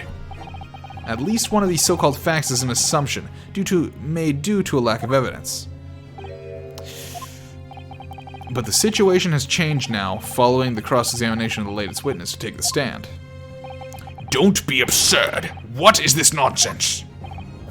Yes, when you bring everything we've learned so far together and consider it as a whole, it's clear. There is a question that we now need to reconsider. Namely, was the poison in the tea or was the poison in the water? Maybe he licked it? Not was there another visitor? Was someone else responsible? I mean, was it poison in the tea? It was poison in tea. We've all been led to believe that the strychnine poison that afflicted Mr. Shamspear was in the tea brought to him by Mr. Natsume. But that's conjecture at best. Objection! The victim has testified that nothing else passed his lips that night. There is no other possibility. And since there was no trace of tea left at the scene, it couldn't be tested for traces of poison. As I said, the situation has changed. Because in fact, some of Mr. Natsume's tea was left at the scene. And a particular piece of evidence proves it. Objection! A ludicrous claim. Scotland Yard detectives investigated the scene exhaustively. What evidence are you suggesting they missed? The defense has made a bold claim indeed. Very well, counsel. Present your proof. What evidence from the scene of the crime can tell us about the nature of the defendant's tea? What evidence from the scene of the crime can tell us about the nature of the defendant's tea? I mean, is it just the fact that we have the ring? Take that! What exactly is this piece of evidence supposed to reveal about Mr. Natsume's tea, counsel? Well, I suspect it may. Fuck. Fuck. Damn it.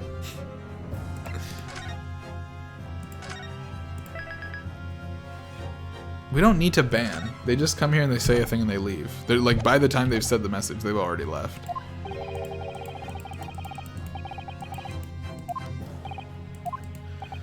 Even at the bottom of the deepest chasm, you will find no sense. Oh no. Sometimes I wish I could disappear down a deep chasm to escape his deep sarcasm. I should think more deeply before you answer again this time. What evidence from the scene of the crime can tell us about the nature of the defendant's tea?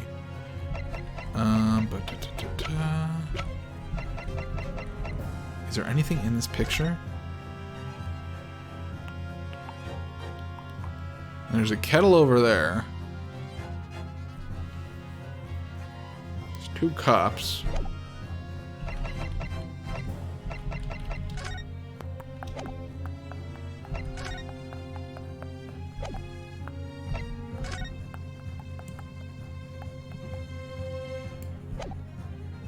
Tea line. Well, yeah. But I presented it. Unless I specifically have to present that. No, I can't.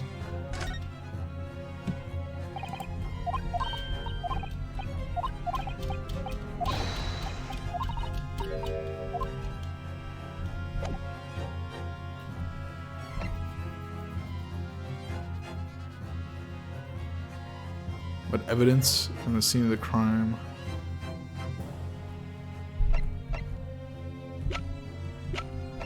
I mean, is it the bar of soap somehow? Take that!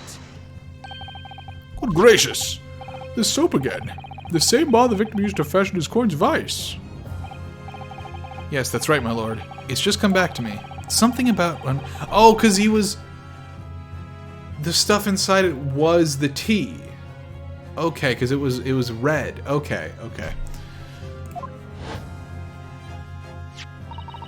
It's more bars of soap.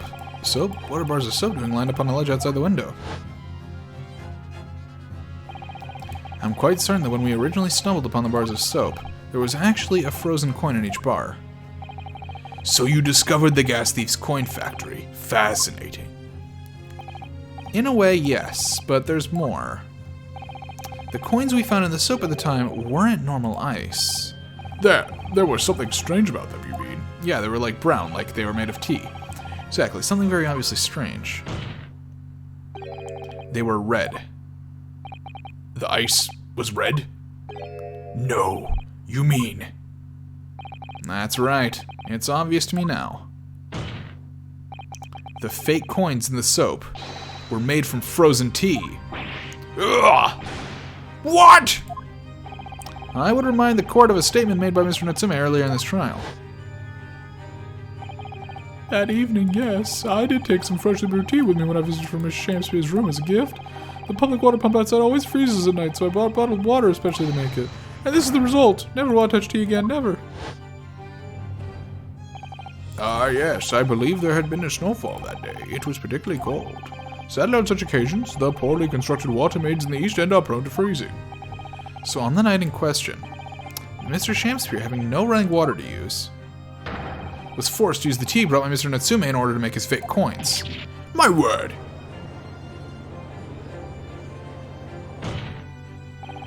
There were 2 bars of soap on the window ledge when my judicial assistant and I investigated the scene.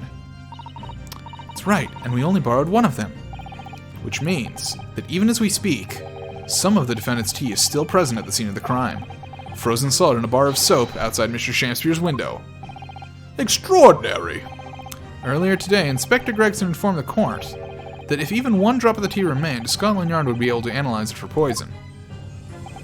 As such, we are now in a position to prove or disprove what has up until now been mere conjecture, by finding out for sure whether or not Mr. Natsume's tea was actually contained strychnine at all. Ah, you smug Nipponese! Hey, no need for that. We cannot do the defendant the injustice of passing judgment now.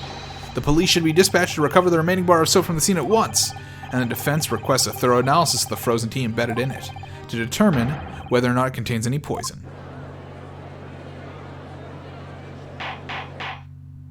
Bailiff! Bailiff! Instruct the police to attend the scene at once. Yes, my lord, understood. Nice. Good shit. Good shit, Naruhodo. Good shit. Would seem we have no choice but to suspend these proceedings for the time being. I trust you have no objection, Lord Van Zeeks. None, my lord. Scotland Yard will recover the tea from the scene and carry out the requisite tests immediately. Trial will resume at the same hour tomorrow. Prosecution and defense may conduct further investigations as appropriate in the interim. Yes, my lord.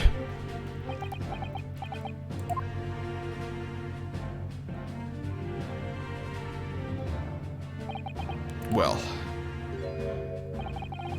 we managed to scrape through there somehow.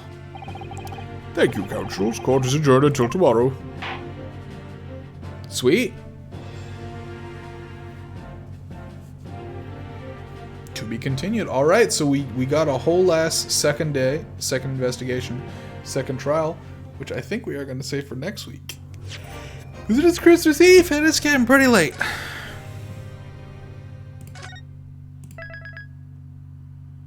And given that took 3.5 hours, and I think we can assume the second part will be at least 3 hours long, I don't know, I want to be up until like 2 a.m.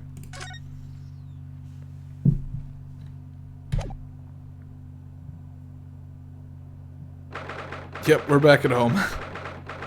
What happened to everything? What happened to all our furniture? Alrighty. This ain't Danganronpa. No. No, it's not. Alright, well, anyways. We're gonna head back to the title screen. Yeah, sure, you can save that, that's fine. Alrighty, and with that, woohoo! No 2 a.m. streams. Nope, we are being responsible today. We are ending stream at the 3.5 hour mark, like good boys. Anyways, thank you all for joining. We will be back. Honestly, maybe not next Friday, given that I actually do have next week off. I might stream at some other point. So we can get this off the plate and find out what the murder is. So we'll do that. Maybe. Or maybe it will be next Friday. I don't know. If you want to find out, be on the Discord. Give yourself the content pring stream thing. Okay. Yep. Good night, everybody. Have a good one. Hope you all have a wonderful Christmas if you celebrate that. Otherwise, I hope you have a wonderful holiday season in general with food, family and friends, as long as everybody's vaccinated. And, you know, just be careful, have a good time, and I'll see y'all soon. Bye-bye.